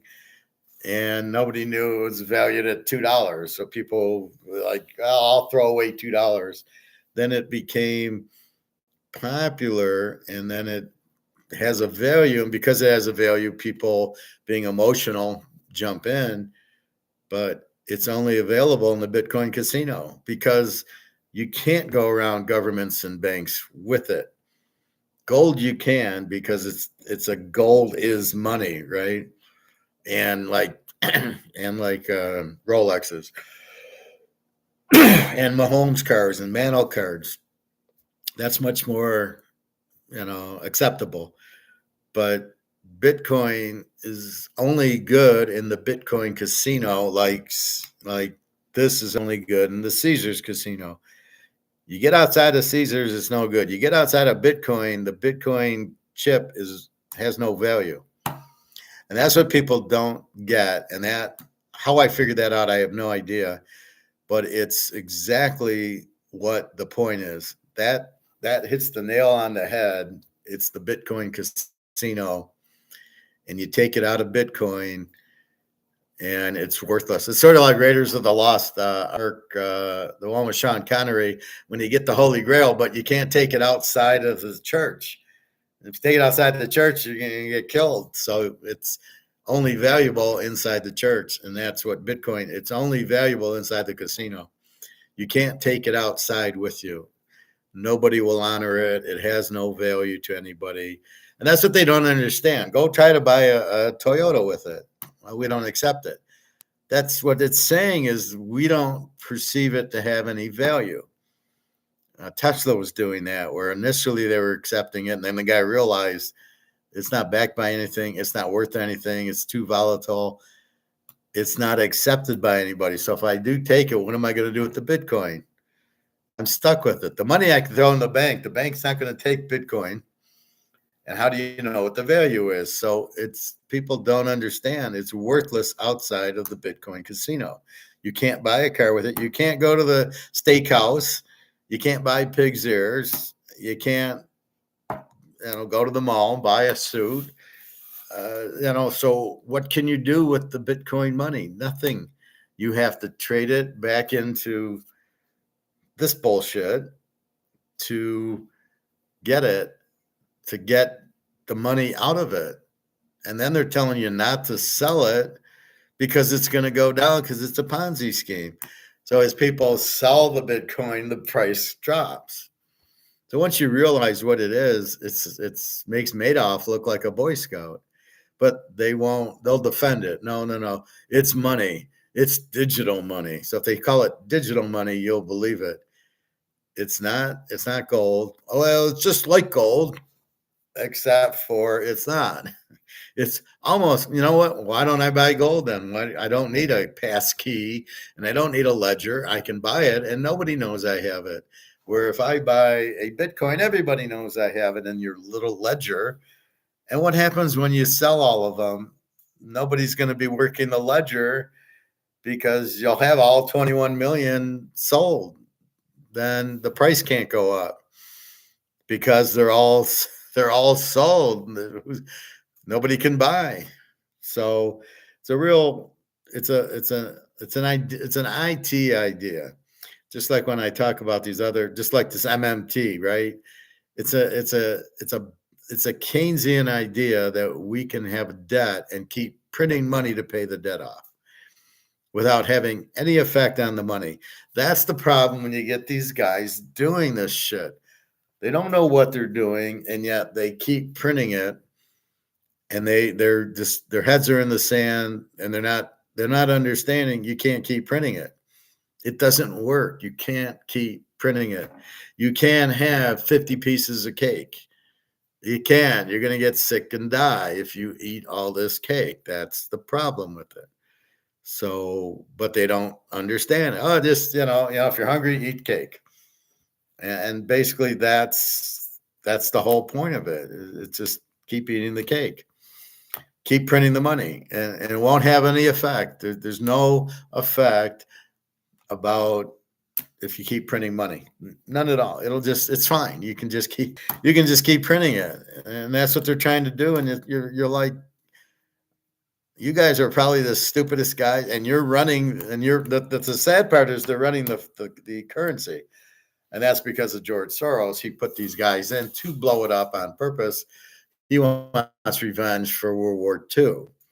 He was on the German side and they lost, and he wants revenge. That's what this is really about. So keep that in mind. It's a nasty game that most people are clueless. When I talk to somebody about it, I'll be in the hot tub. They're clueless. They don't know. They don't care. Who are you? I talked to one guy and I was telling him about gold and he wouldn't listen to me. I said, why aren't you listening to me? Because I don't know you. What does that mean? I'm wrong? Do you know your financial advisor? Is he your buddy? Do you trust him? I know the attack on Wall Street guy trusted his guy who he didn't know, and it cost him $60,000 and his wife. So is that a good answer that you don't know me? And I said to him, why don't you ask about me? Why don't you say, well, what's your background? Why are you talking about gold? Tell me about your background. Isn't that what you do with your financial advisor? Or did you just, it was a friend of a friend like Madoff and you just listened to him? He said he don't believe in gold. Um, no, he said he didn't know who I was. He says I can't trust you. He said he bought gold at Costco. After he said he doesn't buy gold, he says I go to Costco. I said, well, the guy over on 5 Mile and Hagerty, where I go, is cheaper because I see the Costco prices and my guy beats them. So I don't know what you're talking about, but you start running to Costco for gold and silver, you got big problems unless you just don't have a coin store by you. And I doubt how much. And look at they're selling out all the time. So what does that tell you about the demand? How is the price going down? If Costco gets 100 ounces in and sells them, what does that tell you? There's demand. Nobody's there selling it. That's the problem with Costco. You're buying the Swiss grams. I think I don't believe Costco has the coins. I believe they have the squares, the the blocks, 5 grams, 10 grams, and nobody knows what the hell it is. You got to do the math going, what is that? Oh, that's a third of an ounce. I mean, you don't even know what it is. That's the problem with Costco. And you got to trust they're doing it. They actually have a Cisco right down the street from me, but I still go to the coin store. Yeah, I would check out. I assume you meant Costco. I would check out, unless Cisco Systems is starting to sell them. I would check out the prices. I mean, it's easy enough, but the difference is the coin store is going to have what we want, right? The Maple Leafs, the Cougarans, the Kangaroos, the Philharmonics. You're not going to get that at Costco. You're going to get the gram, the block gram from Switzerland. That's all you're getting. And is that what you want? See, I'd much rather have the Philharmonic or the Kangaroo than just a Swiss little bar, 2 gram bar or whatever. That's the problem. So if you only have Costco, yes, but otherwise, I would rather go to especially if the coin store is cheaper. What's your ounce? 2,300. Well, Costco doesn't have an ounce. They're going to sell grams, so you got to figure that out. I'm like, Jesus Christ. They're only buying from Switzerland, and Switzerland, I don't know if Costco's buying from them. You just how much do you have, Switzerland? You don't have that. You can't have that many available. So when Costco runs out, which they will because the demand, but look how people are running to Costco who are realizing they need to buy gold. So when Egon says the public isn't buying gold, you're like, Egon, what the hell are you talking about? I go to my guy's store. He's constantly sold out. Costco's constantly sold out. I don't know what you're talking about, Egon. The difference is when I buy the gold coins, nobody knows about it. It's not part of my portfolio. It's not, uh, professor bought an ounce of gold. Let's calculate that somewhere. And that's the problem with his method to his madness. It doesn't fit. But anyway, that don't forget that if you do sell your gold, you only have one choice. You either get into this, or maybe you buy a Rolex with it, or maybe you buy a Mantle card. But you're probably going to get back into this. So you only want to sell it for some sort of bill that you owe. Maybe you owe property taxes and it's 5 grand. Okay, I'll sell an ounce of gold that I have if I don't have the 5 grand to do it with. But I know the guy at the barbecue store will take silver. He joked with me. He says, "Well, maybe I should put a sign up that I accept gold and silver." I says, "I can't believe you don't already have that. Of course you should do that. You should be getting. You're. Why would you want dollars? You know." But I love his question. Okay, gold hits 10 grand, so he's got no problem. He understands that. Says, then what do I do? Nothing. You still can't go into this. So you just let it go up to 20 grand. It's just you're holding a Rolex. So the Rolex watch goes up. What do you do? Sell the Rolex? No, you keep the Rolex. The Mano card went up. You keep the Mano card. You don't, Montana rookie. The Jordan rookie's 500 grand. What do you do with it? It goes to 600. You just smile. You're like, this is great. So I just kind of laughed a little bit. Let's see where our gold's at now. This is the fun part, watching it every 20 minutes. Ooh, we got a nice surge, 22.47. We're up 12. Look at the surge at about 3 o'clock. 22.47, up 12. And notice silver's now over 25. So 22.47. And this is probably where we'll end at the 22.50 level on our way to 23. By the end of the week, we'll be over 23. And that's, as well as I predict sports, believe me, this is nothing. This is child's play predicting this, because there's nothing knocking the price down but this 10 o'clock COMEX. That's the only, and that's not even a free market knockdown. That's COMEX sending derivatives to knock it down. That's not, so what caused it to go up 12? Probably the central banks buying it in India and China and Poland and all these countries. They're the ones buying this, but nobody's selling. It's the derivative down. And I don't know how much longer they're going to do this derivative.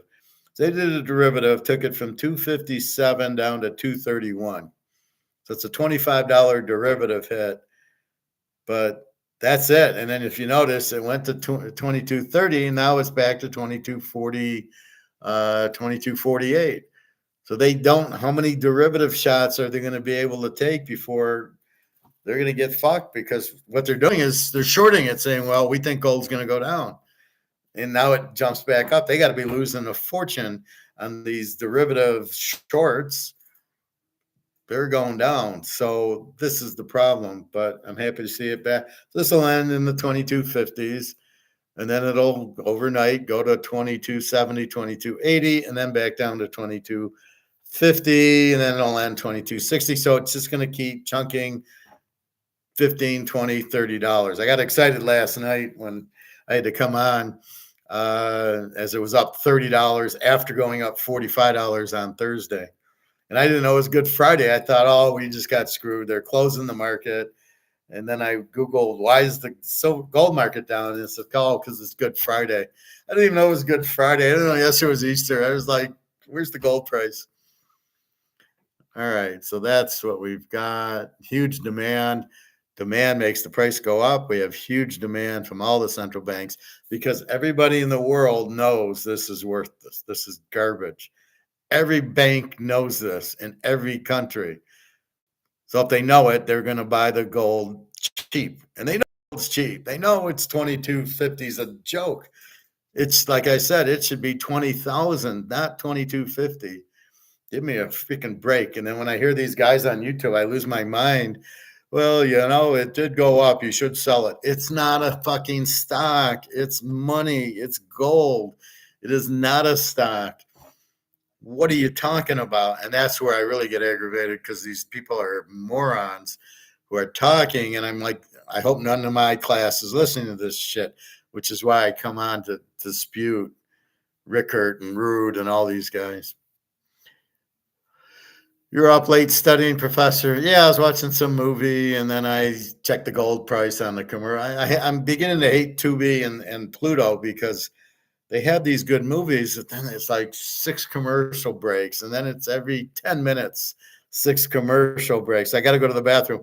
Well, I'll wait for my 6 commercial breaks. The only good news is The Gambler's on with James Caan, and I love watching that movie because I love watching 1974 Vegas. and it's just so the Stardust sign just brings tears to my eyes. It kind of all lights up and colors up, and it's so beautiful. And you're like, yeah, they're missing that. And there's not much on the strip. There's the sands, there's the dunes, and there's Caesars. And I think there was in the flamingo somewhere with Bugsy Siegel. Um, and that's about it. You don't see a whole lot. You see little, stores and restaurants, and you just miss that. That's Vegas to me. I would go there and live there, but this is crazy. What time do you go to sleep? Last night about 1 o'clock because I got into this movie, which I actually hated the ending. I've been watching the new Batman movie. I don't mind. I didn't mind it. It's very confusing. I needed to watch it 3 or 4 times to figure out everything. And then, so I see the Batman guy's in another movie. And, it's one of these, okay, he's in with the girl and they meet. And then, of course, they get into a fight and break up. And then, of course, they get back together. Only in this movie, it's so fucked up because the ending is September 11th, and he's in the trade center waiting for his dad, and the buildings blow up, and you're like, are you fucking kidding me? This is the movie. This is how you end a movie with 9/11, a romantic movie. Are you out of your mind? So I gave it a negative. I thought this was a terrible movie. You don't end a movie like that. They get together, and you want a happy ending. I don't want an ending where the trade center blows up, especially knowing that it was the U.S. government who did it, who killed their own people. Well, I really don't want to know that. And at least he should have been smart enough to get the gold on the building 7, and then I would have gave the kid some credit. So I've been going to bed about 12:30, getting up. I set the alarm for 7:45. Sometimes I get back to sleep. When I have messages from my girls, I get all excited when I wake up to it. Like I said, but then as excited as I get when I don't hear anything from Daria, and I don't hear anything, like now it's 7 hours ahead. So it's 2 o'clock. So it's 9 o'clock at night and I don't hear from Daria. I get a little bit concerned. There's a little rejection going, how hard is it for her to text me? And why isn't she thinking of me? And then I go, well, I know there's no problem with us. So, now then you wonder, is she okay? But that's what kind of is frustrating. But about that time, let's go to the hoops. So yesterday we were 1-1. The weekend we were 3-1. Clemson, Alabama. I have the over 164 W. Connecticut laying 8.5 W. Yesterday I had Duke under 140, 142.5. I get the W for the under. The only loser is stupid Purdue going over 147. Doesn't get there. Purdue, I don't like that center. He's terrible. He's like Lamar. Everybody likes him, but he's not. And he missed so many free throws for me. I'm not a big fan of him. Although I don't like, they're talking about him being in the NBA. He's such a big guy. What is wrong with the NBA not liking centers? It's got to be all 3-point shots. This is like the NFL. All the defensive coordinators have their head up their ass because all they do is play a 2-deep zone and they let Lamar run around. And this is what they're doing, except for Spagnuolo, who's smart enough to blitz. I mean, is this what we're seeing? So I don't know, but it's you got a big guy like this in the NBA and you're not feeding him the ball, the coach should be fired. I mean, that's all I can say. All right, let's get to this. Purdue against North Carolina State. This is the Final Four on Saturday. We got Purdue laying 9.5 and 146.5 is the total. And we've got Connecticut laying 11.5. Geez, I'm surprised. And we got 161.5. Alabama is the over. Alabama is USC and Colorado. They great offense, no defense. NC State, where are they? They're a 76-73, and they've been playing like against Purdue. What was the score? I don't even know where I wrote the score down. Oh, I don't think I wrote it. Let me go back.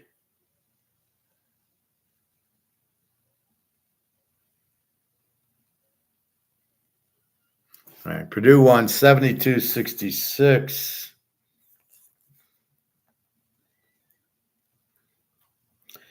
And North Carolina State beats Duke 76-64. So NC State scores right about 76 points, and they're giving up in the 60s. Purdue scores. They score 84 a game, but I haven't seen it. They got 80 against Gonzaga, 72 against Tennessee. I think NC State wins plus 9.5 here. I like NC State. They beat some pretty good teams. I don't see them. Purdue. From what I saw, Purdue, they ain't no way they'll be lucky to win the game. And then Alabama, Connecticut. Connecticut laying 11.5. Alabama's a 90-81, so they're an over team. And they beat Clemson 89-82. So they should score on Connecticut. I don't know. I haven't seen Connecticut. And Connecticut is an 81-64. They beat Illinois 82-72. So Illinois got 72. No, is that right? No, that was against Iowa State. Connecticut beat San Diego State 82-52. And then what the fuck was the score? I'll go back to Saturday. I thought I wrote the score down. Connecticut won 77-52 over Illinois. Yeah, I got it here. So again, they scored 77. They held them to 52. Will they hold Alabama? They should score more. Again, this is a 161. I think you just take Connecticut minus the 11.5. Although I think there's Connecticut 52 to Illinois, who had an 84. Yeah, I think just play Connecticut. They're the A team. So it's Connecticut laying 11.5 and NC State getting 9.5. That's your final four. So what did they used to call it? The road to the Final Four is now called March Madness. Can't they just call it the NCAA tournament? Now, here's my bitch about the tournament. It is not a playoff. The team that wins is not the national champ. It's a team that won a tournament.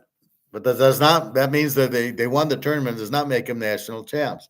And my example is here you've got Connecticut, but they didn't play Houston. They didn't play North Carolina.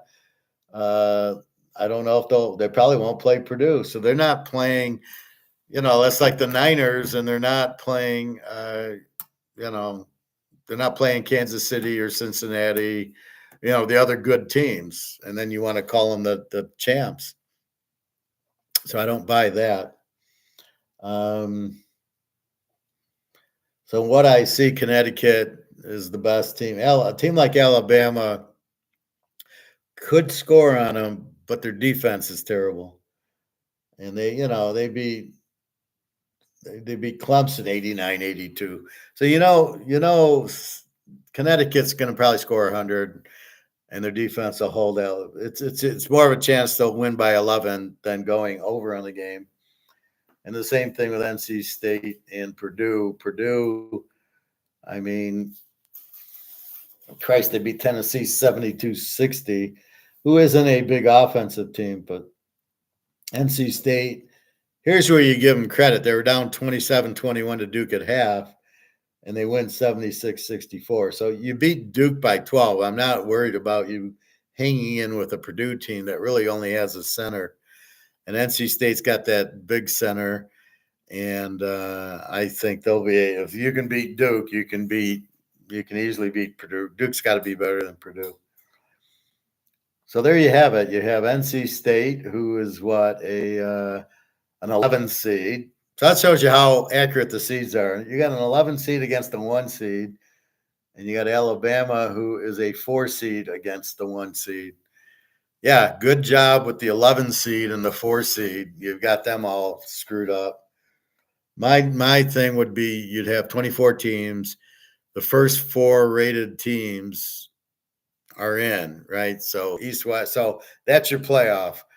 1 plays 4 in each bracket, 2 out of 3. The home team is the 1 team. The winners move on. If a 3 team beats the 2 and the 1 wins, the 1 gets the 3, and you reseed. So you're taking the best, gets the worst, and off you go. And sorry, NC State, you wouldn't have been in the playoff. But then you get a real title, and you get 2 out of 3. It's not a 1-game bullshit where somebody gets hot or cold and you win or lose when that's not really the best team. So then you really get the best. North Carolina, you can beat North Carolina. You beat Duke twice. Okay, fine. We screwed up because they weren't 1 seeds, and that's the other problem. But I would have the first round at the home field. So Connecticut, you got the first round, 2 out of 3 at home, in Houston and North Carolina. If you're a 1 seed, if they need a better way to do it, Duke would have had to play 2 out of 3 against Houston at Houston. So you'd see a different result. North Carolina, Alabama, you'd see a different result. Let them play at home and then move it up. Now you got 12. Now you got 6. Now you got 3. We'd figure it out where you're divided by 4. So that's college basketball. Not much to talk about. Baseball is just getting going. We'll start diving into baseball. It's all the pitching, as Bobby knows. It's all pitching.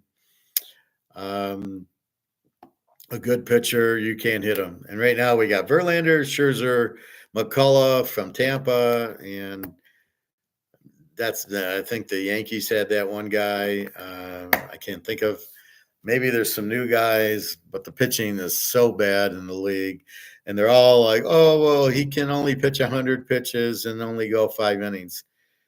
I mean, Nolan Ryan would have killed some managers, and Roger Clemens and Jack Morris on the Tigers absolutely would have killed him if you tried to pull him out. I saw the Yankees started off hot already. Well, are you betting them? Maybe you start betting the streak. Tigers won 3 in a row.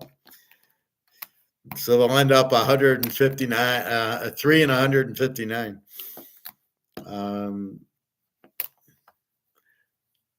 Mets are 0 and 3. Well, they need Bobby. I don't know why you're not playing. I don't know what the Mets. I'm confused. You had Scherzer and Verlander, and you traded them both away last year. One to Houston, one to Texas. Who's your pitcher now? You got Tom Seaver back, or what are you doing? Nolan Ryan, Seaver. When they won in 68, they didn't even use Nolan Ryan. He was in the bullpen. He never played. And you had Kuzman, Tug McGraw, I think, or I don't know if Tug McGraw was there. And it was Tom Seaver and a few other guys, but it was all the pitching. They had good pitching. They beat Baltimore, I think, in 1970. Tigers won in 68. And Boston, I think, or the Cardinals, 69.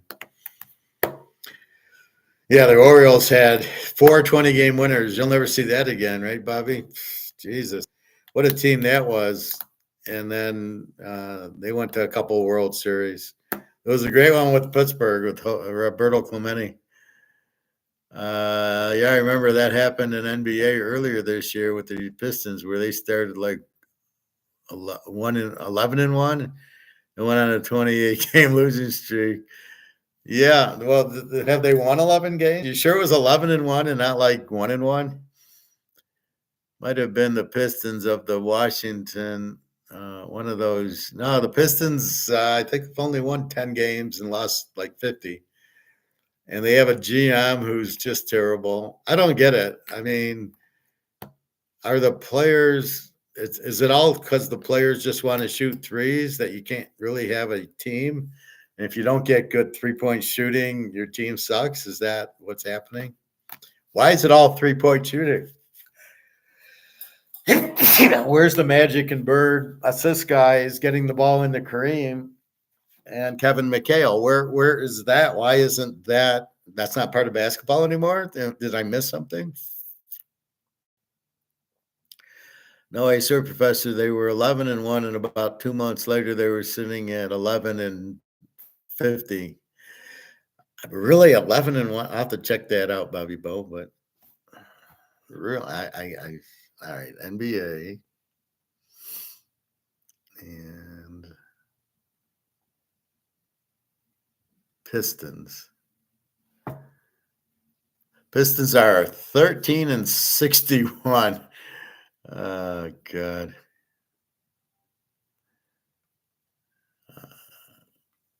11-1, huh? All right, let's go down to the back. Okay, they start off. No, well, they lost to Miami. They beat Charlotte. They beat Chicago.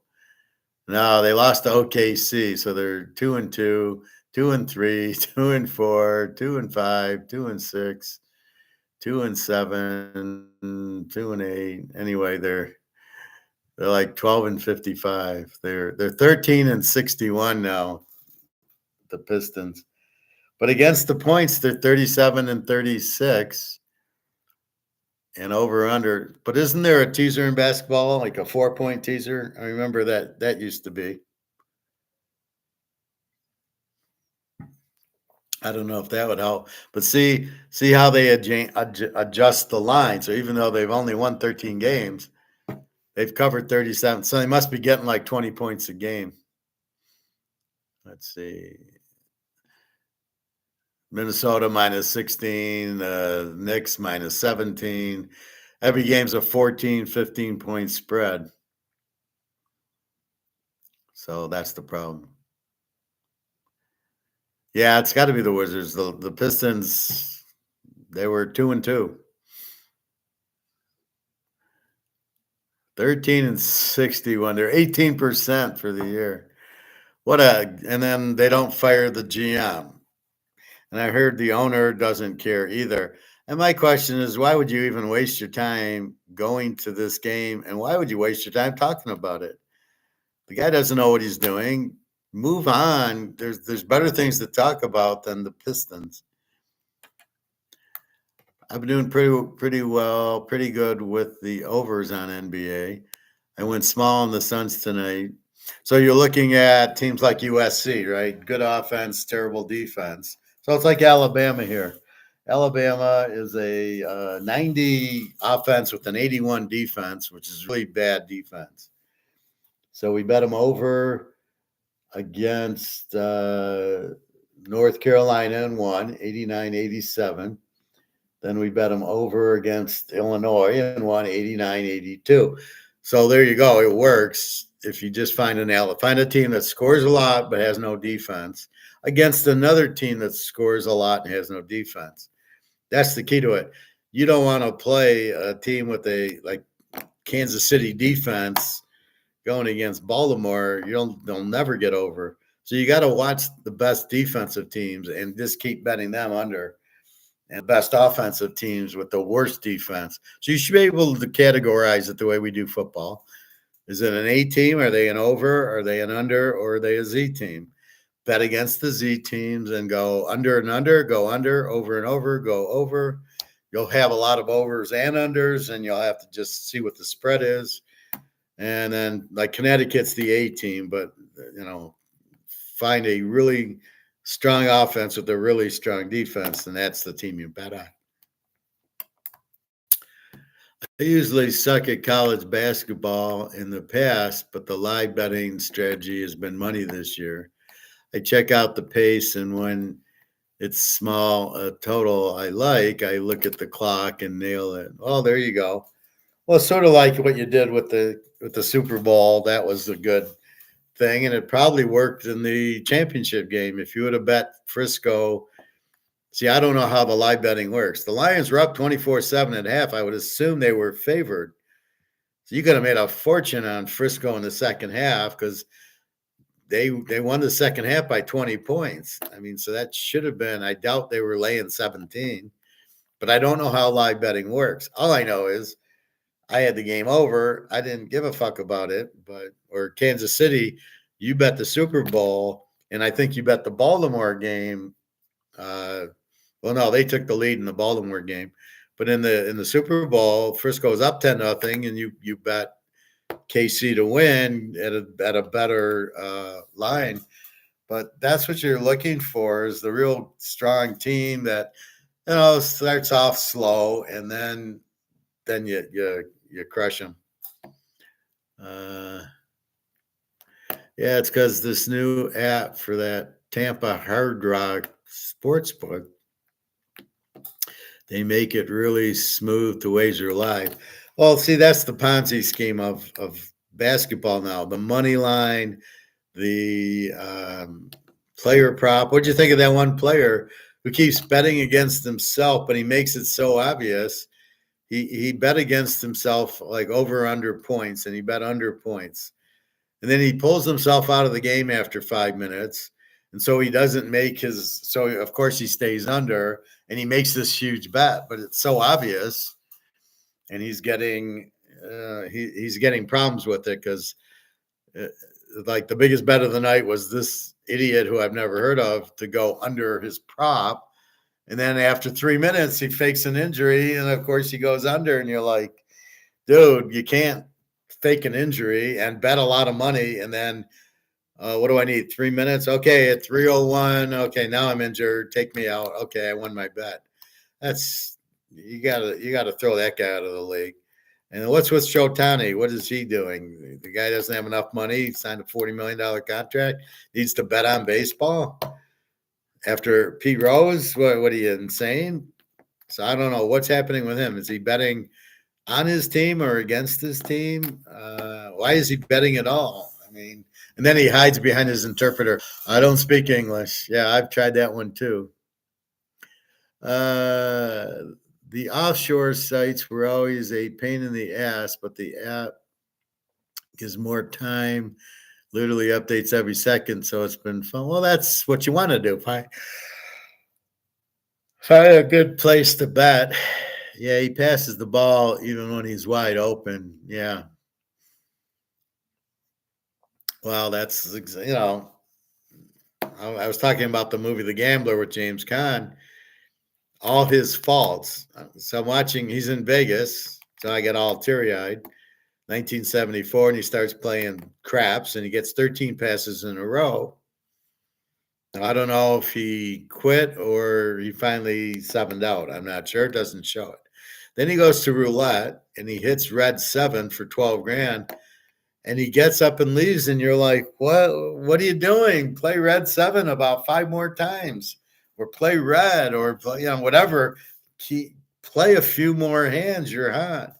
Then he goes to back rack, and he hits an 8 to natural, hits a 2, gets a 6, got an 8. Then he gets another natural 8, and Lauren Hutton saying, "Oh, this is our lucky table." He says it was, and we're gonna leave. We just won 3 hands in a row. Now we're gonna leave. Wait, that's what you're looking for. Oh my God, this guy was the stupidest better I've ever seen. And then he goes to blackjack at Caesars. I got tears flowing from my eyes. And he's playing 5 hands, 1,000 a hand. And then the last hand, he's got 18. The dealer's got a 10 up. He doubles down for 20 grand and hits the 3. And he says, "Okay, we're done." And I'm like, "No, what? You just hit a 2. You hit 18 and got a 3. Where are you going? Keep going, keep playing. You're not going now. Are you kidding? This is what you dream of, being this hot. Why are you going?" Now, on one hand, he's quitting a winner, but the way he quits a winner should have been, "I'll play 10 more grand out. And if I lose that, I'll quit. But the way I'm as hot as I am, I'm going to keep playing," is what he should have done. It's what I would have done. I would never have If I hit 18 and get a 21, I'm not walking away. I'll never leave that table. You'd have to, tie me up and pull me out. I'm not going anywhere. I mean, I got a 21 on an 18. There's no way you're getting me out of that table. How about the gambler with Wahlberg? Yeah, James Caan's so much better, where he literally doubles down every single hand. Yeah, I don't like him, and I like the James Caan. So on Pluto, I think, or Tubi, one of those has the James Caan, and all I do is I watch the Vegas part, and and my takeaway is he how does he lose 44 grand in the first place? Isn't there a limit? I mean, what's your bankroll? Is your bankroll 44 grand, but you don't have any money? So his bankroll should have been a couple grand. That's all he should have lost in the beginning. Then he gets down and then he bets. Then he gets the money from his mother. He gets 45 grand to pay the bookie. That's not to be gambled with. You have no bankroll. And then he bets 3 games of 15 grand in college, and he's so bad at it, he loses all 3. So he loses 49,000. Are you insane? And you win 46,000 in Vegas. So you took 44 grand and made it 90, which is great. You could have made it 150 if it had kept playing. And then you bet basketball 15,000 a game and your bankroll is not 45. You lose all those, and then you bet 50 grand on the Lakers to beat Seattle in 74. Jerry West against Spencer Haywood. I loved it. And he loses that game for 50 grand. What was your bankroll? You only had 50 grand left, which you owe the other guy 44 from the beginning of the movie. You don't have a bankroll. So this guy's betting these exorbitant numbers without a bankroll. You got to be out of your mind. I'd be like, okay, I'll play for 1,000 in the beginning of the movie, and I'd be betting like 500 a game on the basketball games, and then in Vegas, of course, I wouldn't have won 50,000, but I win a couple grand, and no, that's the problem. He doesn't. That's an idiot gambler. You got to have a bankroll. You got to adhere to it. When you're losing, you got to fold. When you're winning and you're hitting 18s and getting 21s, you're hitting 4 hands in a row at backrack, you're not leaving the table. You are sitting there until you lose 2 straight. And as you're winning, you should be pulling back some money. She wasn't doing either. Which part? Well, when they're in Vegas, and he's just the whole Vegas atmosphere. They're walking downtown. And then he drives into Caesars. I mean, I'm crying then because I remember old Vegas.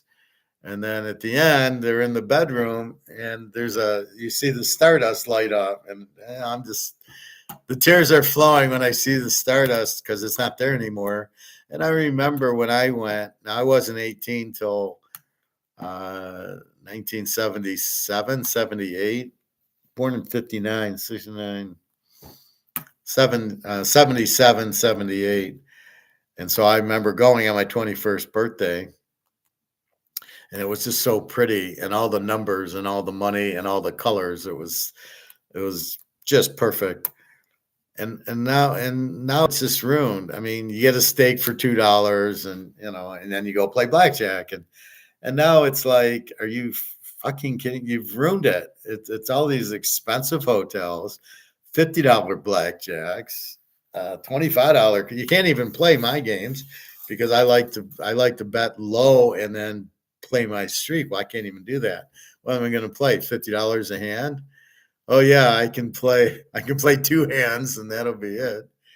So that's the problem with it. It's very emotional for me because that's how it used to be, and it was great. It's sort of like a real hot girl when she was younger, and now you look at her and you're like, yeah, you're sick. You're the fat old girl at the counter, and you remember when she was hot and young, and that's the problem. That's cool stuff. Yeah, some memories are so great they can get us going.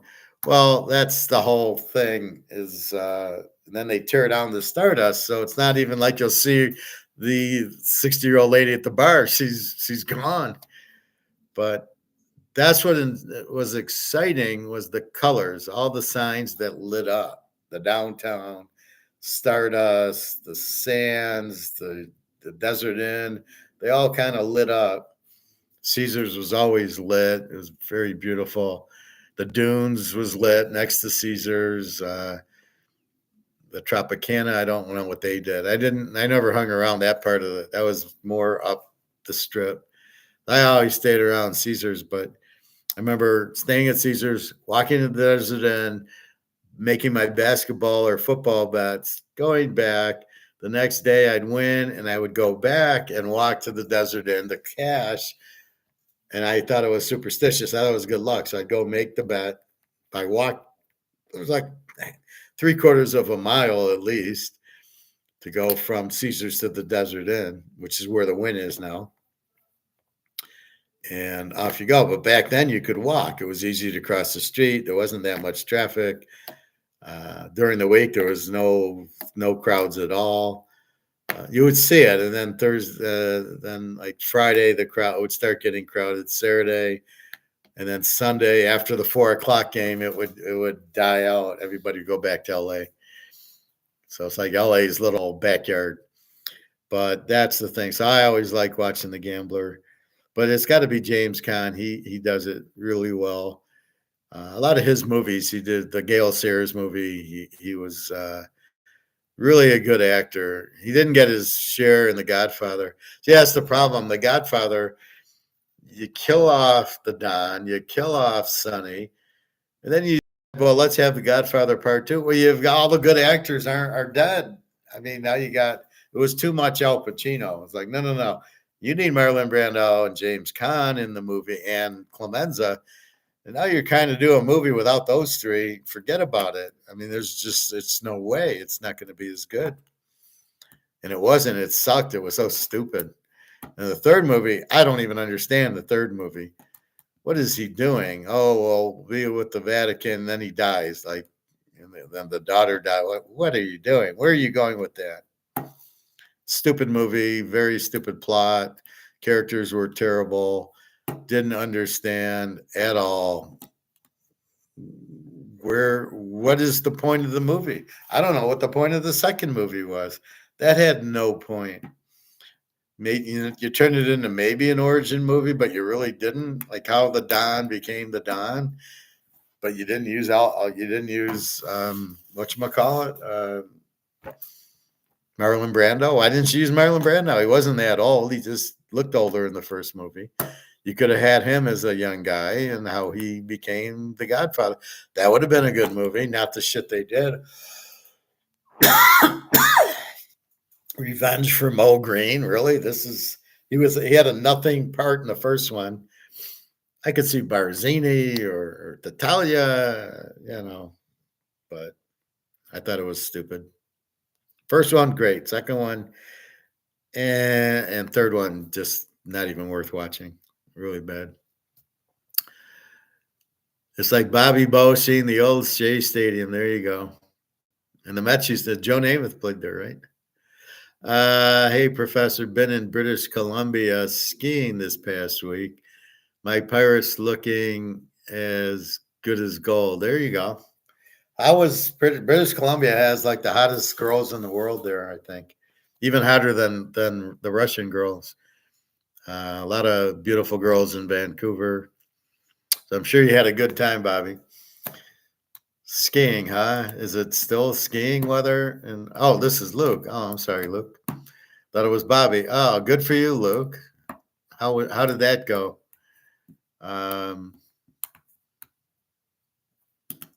Vancouver is real nice. Oh, good. So I'm glad.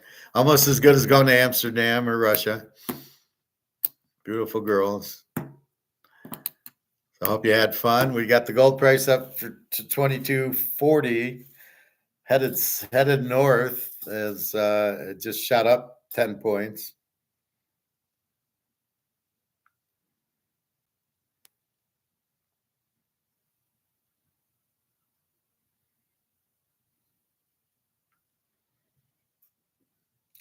More. It's 22.50.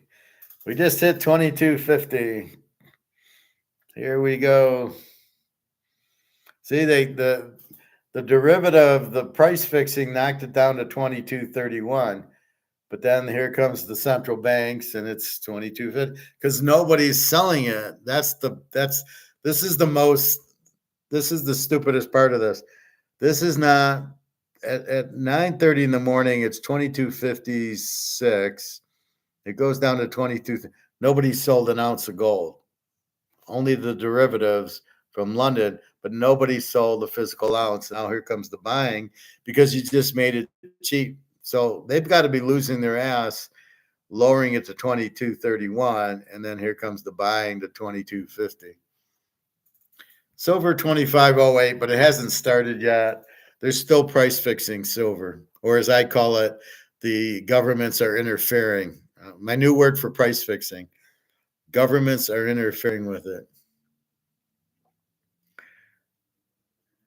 Yeah, the Pirates are almost as good as and they. How about in the '70s when they had Clemente and Willie Stargell, Doc Medich? Uh, they had a good team, Stargell and Clemente, and they had a good second baseman and good leadoff hitter. Yeah, they beat Baltimore. I remember that one. I booked that series. So Baltimore goes up 3-1. I'm at the grocery store, and this guy he does it backwards. He goes, "Well, Baltimore's up 3-1, so they'll win the series. So I'll just keep betting Baltimore till they win it." And I just loved it. And here comes Pittsburgh. 3-2, 3-3, 4-3. I won all three games, and that's the beauty of being the bookie because you get good odds, right? Because they're laying. Okay, you're going to lay 130 to win 100, which means I get 130 with the Pirates. I got Clemente and 130 and Willie Stargell and all those guys plus 130, and they kept winning. It was just beautiful. Yeah, where's the scam going to go? Or when's the scam? Well, the gold scam's gone. That's why you see it 22.50 on its way it'll be 2,300 by Wednesday, and hopefully 2,500 by Friday. You've got the March 14th meeting when BRICS goes gold. They've got the green light per Mark McGuire, and then you'll really see gold. You'll never see under 5,000 again. And just ignore these YouTube people who like, oh, take the profit. You should sell and take profit. Yeah, so I can go back into this shit. That's why you can't sell, because where are you going to sell into? This or maybe Amazon stock, and you can watch that go to zero. That's the only problem I have with buying the miners stocks. Yeah, they're low, but the market's going to crash. And when the market crashes, so do the gold and silver stocks. Then you can pick them up. So I'm telling you to wait for the crash. But I see that all the time. These idiots trying to sell their stock portfolio. Oh, buy Newmont Mining. Buy that. No, they're going to crash. What part of that are you not understanding? All the people with the money outside of the U.S. are going to sell it because they're going to want to get out of the U.S. dollar. I mean, come on. I saw Biden today made a comment about we have the strongest economy in the world. And I'm like, oh my God, does anybody believe this guy? Does this guy know what day it is? Now, he's actually right. We have the strongest economy in the world because it's better than it's the worst, but all the others are worse than we are, but ours is terrible. So in a sense, it's like the dollar. We have the strongest dollar, but it's crap. Absolutely worthless. Anyway, just know it's worthless. Get the hell out of it. Buy your gold, buy your silver, and just sit back and smile. I mean, that's all you can do. Just sit back, smile, and we have no stress. And it's what island, instead of how much physical do we have, it's what island do we want to buy?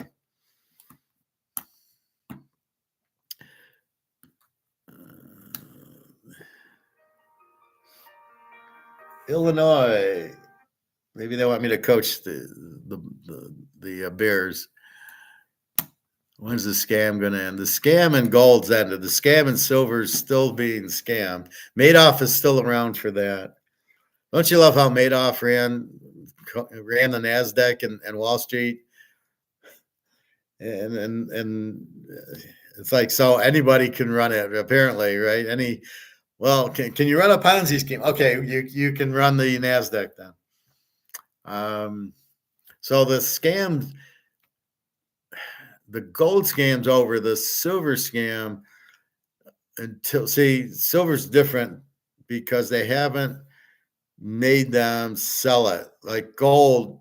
If the gold price drops and China wants to buy, you got to sell it to them. You don't have to do that in silver, and it's still being 1,000, 100,000 ounces for 5,000. So it's still being manipulated, and the government's still involved in it. And basically, what'll happen is it's eventually going to break, and eventually there's already being broken because like Tesla will want 2,000 tons and they don't have it. They don't have the physical silver in COMEX, and it's in these ETFs. So they're stealing the silver out of the ETF, which I don't know how much silver is there, but these aren't supposed to be where you're supposed to buy it. I don't know where they're supposed to buy it from. I don't know if Tesla's going right to the mine, and it's the miner's fault. Why are they selling it at $25? These have got to be the stupidest guys I've ever heard of in my life. Why would you sell your silver? Don't you know what's going on? And don't you understand bricks? And don't you understand money? And that you can sell this for $250 an ounce. And you're giving it away for 2,000. You guys are idiot for $25 an ounce. So it's hard to understand these guys running a mine that are fucking clueless. That's the first problem, right? You shouldn't be selling it that cheap. And the second problem is we got to get COMEX out of it. We got to get it to a physical market. Now, as gold goes up, when it hits, let's say, 5,000 an ounce, people are going to realize that the dollar's worthless. See, we're very close to people realizing the dollar's worthless.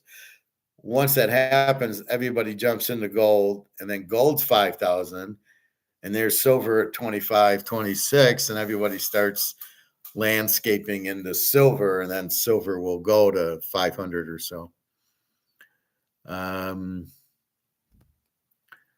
Yeah, silver well, Bobby. Don't be frustrated. The whole thing's blowing up. It's just gold and silver are a little different. Like gold's tier 1, but not silver.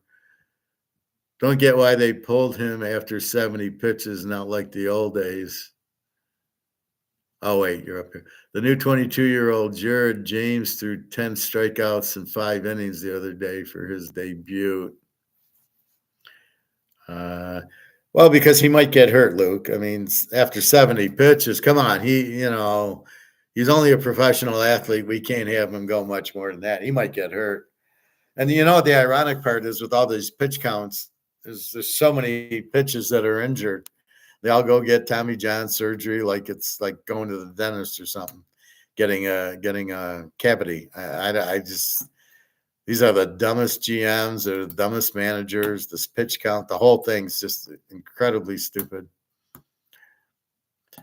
Silver will soar soon. Yes, I think in May, but gold's going to soar much quicker. I just sold more Bitcoin today for silver miners. Well, be careful. Why didn't you just buy the silver? Well, I know you got a ton of silver. Be careful. The market's going to crash because of the outside people with the dollars. As I said, there's $130 trillion outside the U.S. that they're going to realize the dollar's worthless and dump it. So that's my concern. Not that the silver play is bad, but yeah, I probably wouldn't hold on to that. If you can make a profit the next few weeks, I'd sell it.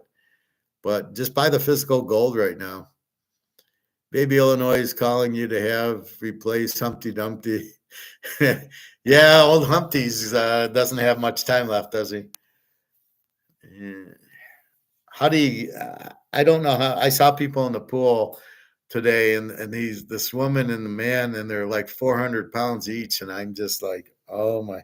And I don't know to go talk to them. I don't think they'd listen to me. I'm ready to walk by them and go, yeah, you must be eating a lot of carbs and sugar, huh?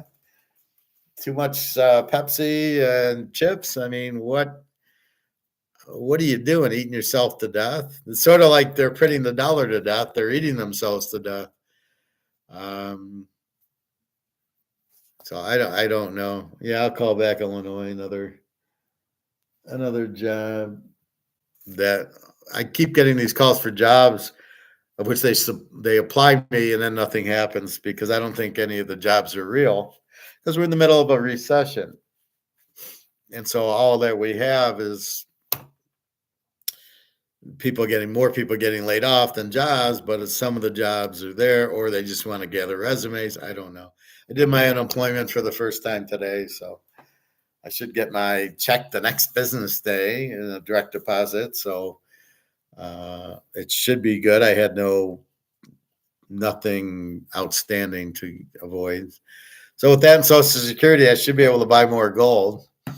Plus, I had the money in the safe, so we will see.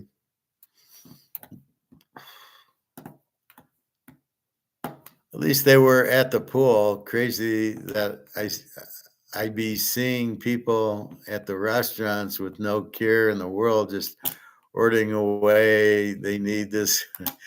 A lot of people need this class in different areas between football betting, eating, and gold. Yeah, I don't. I just I think we're in the matrix, Bobby. I don't think people can think for themselves. I don't know what they're doing. There was two fat people in the hot tub, and one lady, I had a vampire next to me. This woman just keeps rumbling on and on. I just ignore her. And so she's talking to the fat woman, and she says, "Oh, you got diabetes?" And I could have answered that question without her. Of course she does. She's 500 pounds. And she says, "Are you on drugs?" And she says, "Yeah, I'm on whatever. I don't pay attention." And and then her friend was also diabetic on the pills. And I'm ready to say, you know what? If you didn't eat sugar and you did some fasting, you'd probably be okay. Um, but I just shut up. I was like, no, I don't think so. But that it's just amazing if it's just like gold. If you understand what to do, it's simple. You're gonna make a fortune if you just understand what to do. If you understand what the problem is and then you solve it. We hit an iceberg, we're sinking, get off the boat. Okay. That's all it is. Oh, I'm 500 pounds. You know what? If I stop eating sugar and carbs and only eat twice a day from noon until 7 p.m. and then didn't eat after that, I probably would be a lot thinner and healthier. It's very simple, but they're just are they just too stupid to understand what they're doing or following the instructions? And then they always want to take pills as the magic. Well, the doctor put me on the pills, so I'll be okay. And Jenna kind of bothers me too because she gets high blood pressure and she takes a pill and it helps her. But then she smokes, and I'll see her with a big bottle of beer or wine in Germany. And I'm like, that's why you got high blood pressure, but it's hard to argue with her. She doesn't want to listen. So you're kind of like, well, good luck with the pills, but I guarantee you'll be taking a pill tomorrow after drinking this big glass of wine or whatever. Let me show you the picture. It's hysterical. You're like, what the fuck?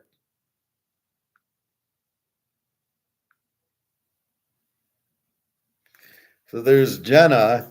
Look what she's drinking, and you're like, no wonder you're gonna have high blood pressure. Looks like some German beer, and so yeah, I'm like, so when's your blood pressure gonna kick in? And then she smokes, and you're like, that just stop that, right? But it's hard to tell them, and then they get angry. So you're like, just try to be careful. But anytime I see them smoking, I just cringe because I know it's just not good. What are you doing? And Carmen used to smoke, and then she had an operation or something because she really got fucked up. She doesn't smoke anymore. And I'm like, well, there you go. If you would have listened to me in the beginning of not smoking, you wouldn't have had the operation.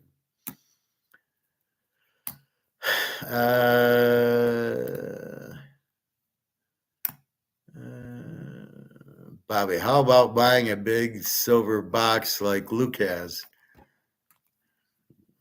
Well, that's what Luke should be. Well, I don't know. He doesn't need. Luke should be buying gold. He's got a lot of silver. My job just gave me 15% more territory out of New Jersey after a 15% pay decrease. Well, and considering you're getting paid in worthless dollars, you're really not making any money at all, Luke. But you can still trade this garbage in for gold. So really, your thought should be take this and run to the gold store every paycheck. And if you understand you're not getting paid anything. You're really getting paid zero because this has no value. So if you could, you should say, you know what, can you pay me in gold and silver? I'll take that. But you can run to the store and buy the gold and silver. So I recommend you buying gold. You have a ton of silver, and it's it's gold's time to shine right now. By the way, Luke, what you mean they gave you more territory? Well, he sells tennis rackets, so now he has to sell to more people, a bigger group. I've been hearing Shadow Stats price of gold would compare to 135K in today's price versus late 70s. That's 60 times from here. Yeah, it's going to be it's going to be far more than that, because when the dollar goes away, gold still will be king. So gold won't go anywhere. Your Bitcoin's going to have a problem when the dollar goes away because it doesn't have a price. 15% decrease, shake my head. What is wrong with those people? You need that 15% back to buy more gold. Well, that's the whole idea. He needs to go to payroll and say, I want to get paid in gold and silver. Because as the gold goes up and, as the dollar loses value, he's actually getting a pay cut. So let's say you're making 100 grand and now there's more inflation and the dollar's worth nothing. Well, you're running into the same thing, Bobby. You're getting screwed on your payment. The first pay, whatever year that was a lot more than the pay you're getting here. But yet your contract, I believe, was whatever each year. So by the end years, you're getting so screwed because the money you're making is inflated money. But I understand they wouldn't pay you in gold, but that's my point. So, had you come to me back then, like Attack on Wall Street guy, you would have taken a lump sum, it would have been in gold. And then you'd be like one of those James Bond characters. You'd have all gold teeth and everything.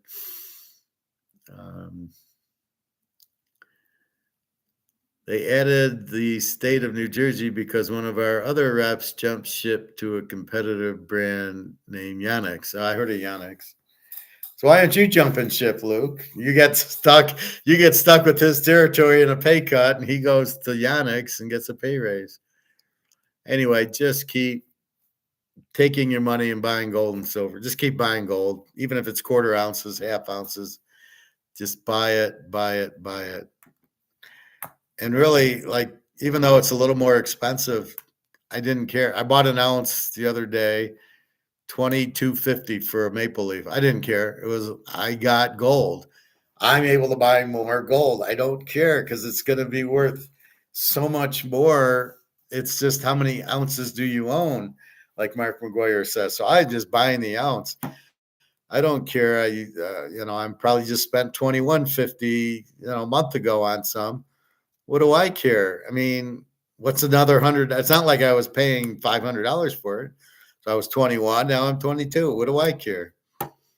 and the guy doesn't change his prices right. I bought a quarter ounce for $5.50 a couple of weeks ago. That was like, even though gold had went up $100 an ounce, he was still $5.50, and he's still $2.40, $2.50 on his tenth of an ounce. The kangaroo I bought was $2.20, and it was already like $2,100 an ounce. Yet he was selling it at $2,000 an ounce for $2.50. So he's not adjusting his prices to the price going up. I keep laughing at him, going, "Thanks for selling me physical gold at paper gold prices. I deeply appreciate that." I'm going to take my $6,000 tax refund and buy gold. Why are you getting a $6,000 tax refund? What are they not withholding? You're withholding too much. You want that money quicker. You can buy gold when it's cheaper. You don't want to wait till April to get the tax refund to buy the gold. You got to be buying. You're giving the government a interest-free loan. Why do you want to do that? God knows they take enough of your money. Adjust your taxes. Whatever you claim, go from like what you're married in 3, go to married in 2, or take more out, go to married in 4. Add an exemption. You don't want to get $6,000 back. You want to get 0 back. That way you get more in your paycheck, and then each pay you're getting another $100. Well, in your case, 3 kids, so go married in 4. Because obviously married in 3, you're getting $6,000 back unless you have these other deductions. You still probably want to go married in 4. And no, married in 2. No, what you want more tax taken out. So you want to go married in 2. No, wait. You're getting a refund. So you want less. You don't want to get a refund. So you want more tax. You want to get more tax throughout the year. So you want to go married in 4. That should break even. Because I'd rather get an extra. Well, divide it. 6,000 divided by 50 is it's like it's $1,000 a week, right? That's 5,000. No, was that? That's 50,000. I don't know. It's too late for me to do this, but you want to take 6,000 divided by how many pays, and that's how much more money you want to add to your check, take away from the taxes. You want to owe them like nothing.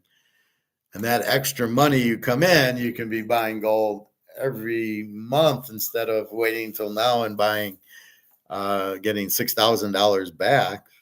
You're giving the government a $6,000 loan. Pretty soon, Bobby's going to be asking you for a $6,000 loan. All right, what else? So I'm glad you got out of Bitcoin. You still have more Bitcoin, Luke? In with Larry Fink and the Finkettes? Careful with that. That's a Ponzi scheme. I hope you don't have any money in the bank. That's a Ponzi scheme. And soon you'll be able to get a house real cheap because people will be selling theirs because they'll need money. And that's why you can't really have stock, because people don't have money to buy a lot of other stuff, even like tennis. I'm surprised they're not making cuts in your business, because do people really have extra money to buy tennis rackets and go to the tennis court, buy tennis clothing? Like, can they pay their bills and feed their kids? Well, thank you, Luke. So anyway, that's the point. And with gold, the way gold's going, it's going to be 3,500 is going to be here soon. And in May, once BRICS goes, they've got the green light, according to Mark McGuire, you'll see 5,000 very easily. And I agree with you, Luke. It should be 100,000. Put it this way: why is the Montana rookie card 100 and a quarter, but gold worth 2,000? Does that make any sense to anybody? Because that's a joke. I mean, how can anybody justify that there's more demand for a Montana rookie card than gold. I mean, you can't. I mean, none of this is. It's all insane. I've only like 15,000 in. Well, you got to cover your bills. Keep 6 months of bills in your bank, whatever that is. Or is that Bitcoin? Bitcoin. Okay, that's Bitcoin. Well, be careful. What's Bitcoin at now? 60, 70,000. And you know that Comex has gotten involved with it, so you know it's going to be manipulated. I know you've made money in it. I'm glad that you're selling and getting out and buying gold. That's the smart play. Take your profit. I don't know. So let me ask you this then. Can you go to Costco and take $100 worth of Bitcoin? Or do you need to sell the whole Bitcoin? Or can you sell a half and a quarter? Or can you just say, I want $100 of Bitcoin? Yeah, I get it. Yeah, G. I don't know what G is, but the BTC's Bitcoin. I heard there was another Ponzi scheme. I don't remember the names they're for, where the system's not working and somebody scammed a bunch of people. Like you can't get your money out or in or something. I don't know. So can you take 1,000? Can you take $500 out of Bitcoin? Can you say, give me 500? And then how do you get it? So let's say we're in Russia and you want to get $500 of Bitcoin. How the hell do you get the money? Because the money goes what? You got to take it from your Bitcoin, you sell it, goes into your little account, and then what do you do with it? Because you're in Russia, you can't just download it into your like whatever wallet, and then what do you do with it? Take it goes to your bank, and then you're in Russia. They don't take US dollars. Great scale Bitcoin trust. Okay, that doesn't mean anything to me. I guess it's a Bitcoin. That's your account. It's traded on the market. What market? The Bitcoin market. So you have 15,000, which means you have what? A quarter of a Bitcoin if it's 60,000. So we're in Russia and you need money and you got Bitcoin. How do you get it?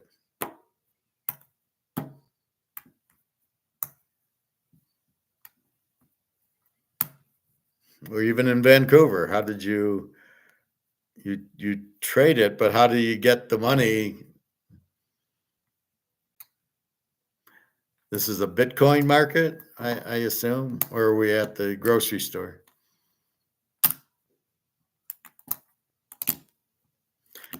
It's a New York Stock Exchange. So, so you don't actually own Bitcoin, you own Bitcoin stock? Or it's a trust? Is it a 401k? Or I'm totally lost.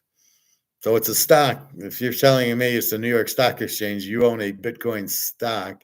You don't actually own Bitcoin, if I understand that correctly. You better get the hell out of the stock exchange because that's going to dump something fierce very soon.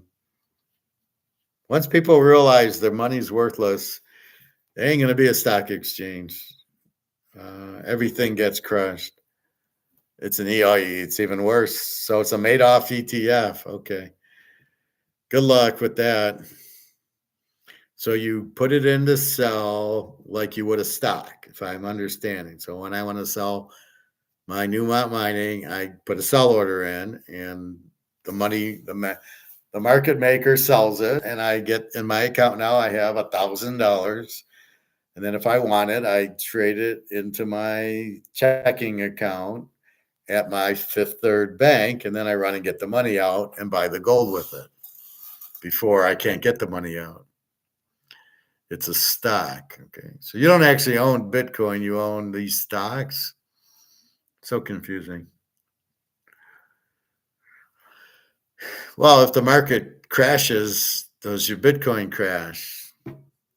If that's the case, then get it the hell out because the market's about to crash. Because of what we say, that these foreigners getting out of the US dollar are going to they're going to want to just get out and sell everything. I mean, you can watch it a little bit longer, but I would say soon. I'd say by May 14th and the green light, the BRICS currency, I'd get it the hell out. You can always go back in it, I guess, but we know that's a Ponzi scheme. Madoff ran it, so you don't need much else.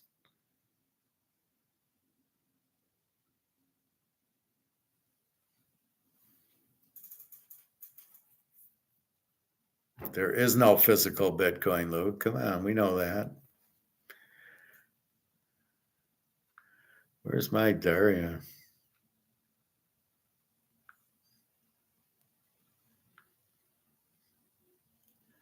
She's last on at 450. So why isn't she text? I don't get it. So she was on at 450. It's 5:30, but she didn't leave me a message. What's going on? I don't understand. That's what frustrates me is when she does that. Gold 2250. Silver 2508. So the stock is, well, there is no physical Bitcoin, so the stock is backed by something. But the Bitcoin's not backed by anything. All right. Well, good luck with that, Luke. Yeah, I mean, you don't have to worry about silver and gold. It does. It's its own backing. You're still hanging on to that Titanic. I can see the stock market correcting largely, but not in the commodities. Oh, it'll be everything. Again, remember, understand why. It's the foreigners with $130 trillion in US cash, realizing the US cash is worthless, dumping stocks, banks, and houses. So they're going to just get their money out. They're not going to say, you know what, let's leave our money in commodities because it's still in US dollars. That's really the concern. So, yeah, that's what I'm trying to tell you.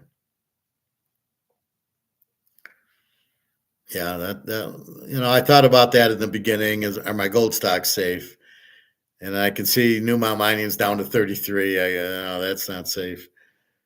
They're long sold, but the point was, will it do what you're saying? Will the stock market crash, but not in commodities? And it'll crash everywhere. People are going to panic. They're just going to sell it. Sell my portfolio. Oh, well, you've got gold miners. Do you want to sell those? Yeah. Sell everything. Get my money out of the dollar. That's what you're dealing with in panic selling as the people realize the dollar's worthless. That's really the key to it.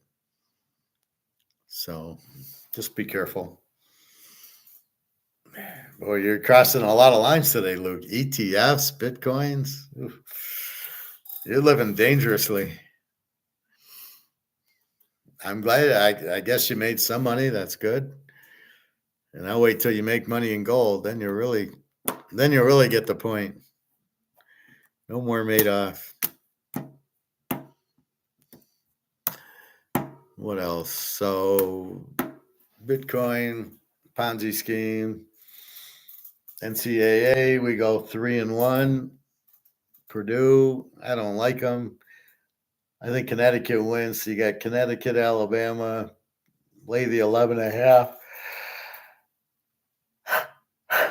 And we got NC State against Purdue. Purdue laying 9.5. Seems like almost a lock to take NC State 9.5. Give me a break. They beat fucking Duke. NC State beats Duke 76-64. Yeah, I think they can handle Purdue. That seems like a very large spread. Go NC State, beat Navy. I mean, that's crazy. And then the other will be Connecticut. Lay the 11.5 because I think they beat half the pro teams. I love when you bring up the argument, and I heard somebody on the radio and they're saying, well, they could beat the Pistons, and they're a college team can never beat a pro team. If there's one sport a college team can beat a pro team, it's basketball. Football, it's hard because there's so many players, but not in basketball. Connecticut would kill the Pistons. I'd lay 10.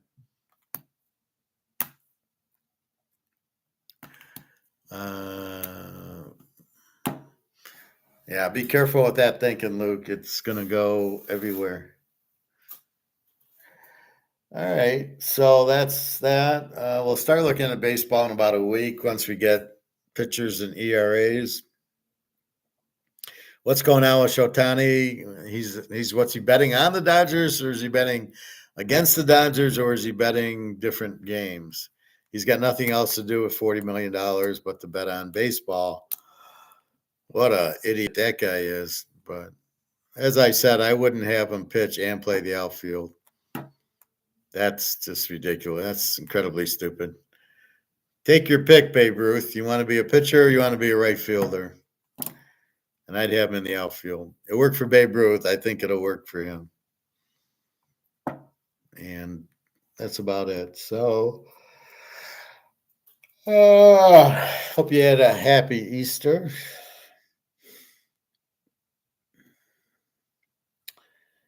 And that's about it. Good to hear from Bobby and Luke today. Haven't heard from you guys in a while. I don't know. What's the best time? Should I come on at 2 o'clock? Or because I noticed I was on yesterday at noon and I got a lot of people. And Saturday I was on at 11. I got nobody. But I know people watch the video, so I kind of really do it for that. But I like you guys are leaving me with Greg and John vampiring me. The Stoics, again, I'm trying to be stoic. So being stoic with Daria means all I can do is text her. I can't make her text me. She's got to want to text me, but I don't even know what the problem is. If there is one, I think it's a health issue or something, of which I'd like to know why you don't have 2 minutes to text me. So we'll find out. But she does this every once in a while. And I don't know what it is, but it's like I'll find that out in Bosnia in Serbia. I keep getting that mixed up. It's Belgrade, not Bosnia. You're welcome, Luke. Bobby, have a nice day. I think that's enough. 3 hours. I'm going to eat some dinner. Good luck on your bets. And again, we'll just keep watching gold. Gold will just keep going. Do not sell it. It will keep going up and up and up because there's nothing to knock it down. And it's not, if you get the price fix out of the way, there's no reason anybody's selling gold now. Because if you do sell gold, you're getting back into this. And nobody wants to get back on the Titanic. You're getting off the Titanic. So there is absolutely no reason to sell. It's not too high. It is very cheap because it's been price fixed. So forget this 22, 40, 50 being a high value. It's not. It's very cheap right now. I usually come on a little later than when you start if I can. It works sometimes because you cover gold later in the Well, it doesn't matter. It depends what's going on. If it's football season, I'm obviously going to do football first or the NCAA. Greg and John asked me, he says, why don't you do 2 videos? And I kind of said, well, to set it up and do all this shit, I'd rather just do one and with just different sections. And there is a transcript you can read, I see on others. So you can see I'm into the sports, the football or the basketball, and then I get into gold and economics. So you can kind of see where I am and do that. But I understand, Luke, but it's really just what really I find more people well, at least used to come on like during football season. It's they're on for my picks, and then we talk gold. Now, with bricks coming up, you're probably talking gold. We do talk about everything here: gold, silver, women, avocados, travel. Yeah, yeah. I gotta stay stoic with Daria because I'm getting, she's on at 450. But she didn't text and she didn't read my. The thing that bothers me is it's not like she's reading my text. She's not even reading my text. But that's why I don't know if she's really on or just on her phone. Oh yeah, and stoicism. Yeah, stoicism's the best. I was saying I've been getting this one woman vampires us in the hot tub. She just rumbles on about nothing, and oh my god, it's just ridiculous. So it was me and her, everybody else left, and she's looking at me, and I'm like, no, I'm not talking to you. I'm just looking straight ahead, doing my little back work, and that was it. And I don't want to be vampire. I haven't seen the communists in a while because I usually go during the day now.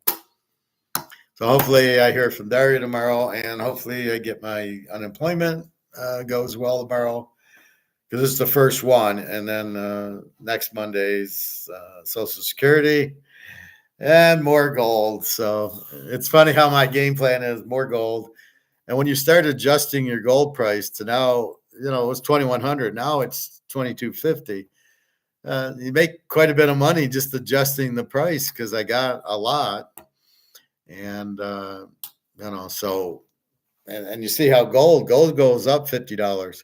That's the only difference with gold and silver. The silver is up 50 cents, a dollar. I don't know why, but gold goes 20, 30, $40. So that's the other difference with it, but it's more expensive. But anyway, buy as much gold as you can right now. And when gold gets really high is when the silver is going to really fly because people will realize they need to get out of dollars and go in, and they'll try to buy gold, and it'll be 5,000, and they'll go, oh wait, silver's only $28, $30 an ounce. Okay, I'll buy silver then. It's still money. Okay, fine. It's a lot cheaper, and that's what'll happen. So, but I think we have time for that. So silver will make its move. Silver 500 is a joke.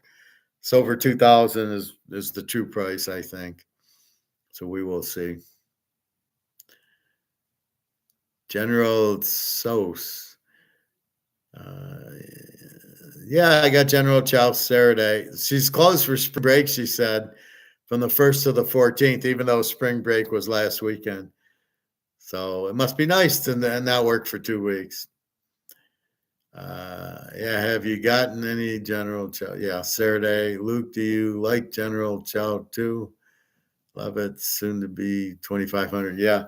Yeah, it's really good. And I get it without the sauce now, but I get the sauce on the side because it's sweet and sour sauce. So it is kind of sweet. And there's a ton of chicken. And then so I just put a little sauce on it, so it's not too bad. But yeah, she raised it from $11 to 15. And I warned her if you go much higher, nobody will be buying it. You got to understand the market. And I think she's understanding. But anyway, so yeah, it's a nice change of pace, Chinese, because you make steaks, you make hamburgers, you make barbecue chicken. So Chinese fits, and something about the egg roll. I don't know what it is, but I wish she had the restaurant where I can sit down and have my soup, have my egg roll, have my General Chow, and then go. Like right now, it's just you drive out there. It's 25 minutes. The traffic, the construction's ridiculous. And then you get it, and then you got to drive home before you can eat it. It's such a tease. Anyway, yeah, 2,500, no problem. Probably 2,300 tomorrow. We'll see 23. I don't know if it'll finish there, but it'll end 25, 2,250, and then off we go to 23, and then at least 24 by the end of the week. And it'll just keep going, going, going. And you'll never see 2,000 again. 2,100's getting very doubtful. And the more we go up the escalator, we're on the 9th floor. You're not going to see the 2nd floor anymore. All right, everybody. Have a good night. I don't know what I'm watching. I'm watching a movie I got to watch, finish it. And I want to watch the Michigan Alabama playoff game because I want to see how good this quarterback is. I want to study the quarterback and I want to watch Michigan Washington and see Penix. Although I remember the highlights weren't much, but I don't think this JJ McCarthy's. I think he's terrible. So I don't know. If you want to draft that guy, then you might as well buy Bitcoin. It's the same thing. All right, everybody. Have a good night. Buy your gold. Don't sell your gold because if you do, you get this. And we're trying to get out of the Titanic. We want out of this boat into the gold boat. So don't fuck around and sell your gold at these cheap prices, thinking, well, it's a good sell. I made money at it, or it's all-time high. Bullshit. This is paper all-time high. We're looking at physical all-time highs. So don't sell your shit. You're welcome, Bobby. Yeah, see you tomorrow. Glad you're back. Missed you. You think it's going to keep on creeping up? Absolutely. Why would it go down? Nobody's selling it, right? And they keep buying it, the central banks. So, yeah, this thing will just keep going. I don't know if we'll see a jump from 2,500 to 3,000 like we thought. Maybe around BRICS time it moves up 1,000 or so, but right now it'll be $50-$60 every day is my guess. Like today, 22.50, and then tomorrow maybe close to 23. It'll go up, it'll pull back down at 10 o'clock, and then it goes back up. And I don't know how much longer COMEX can drop it at 10 o'clock, but we'll see.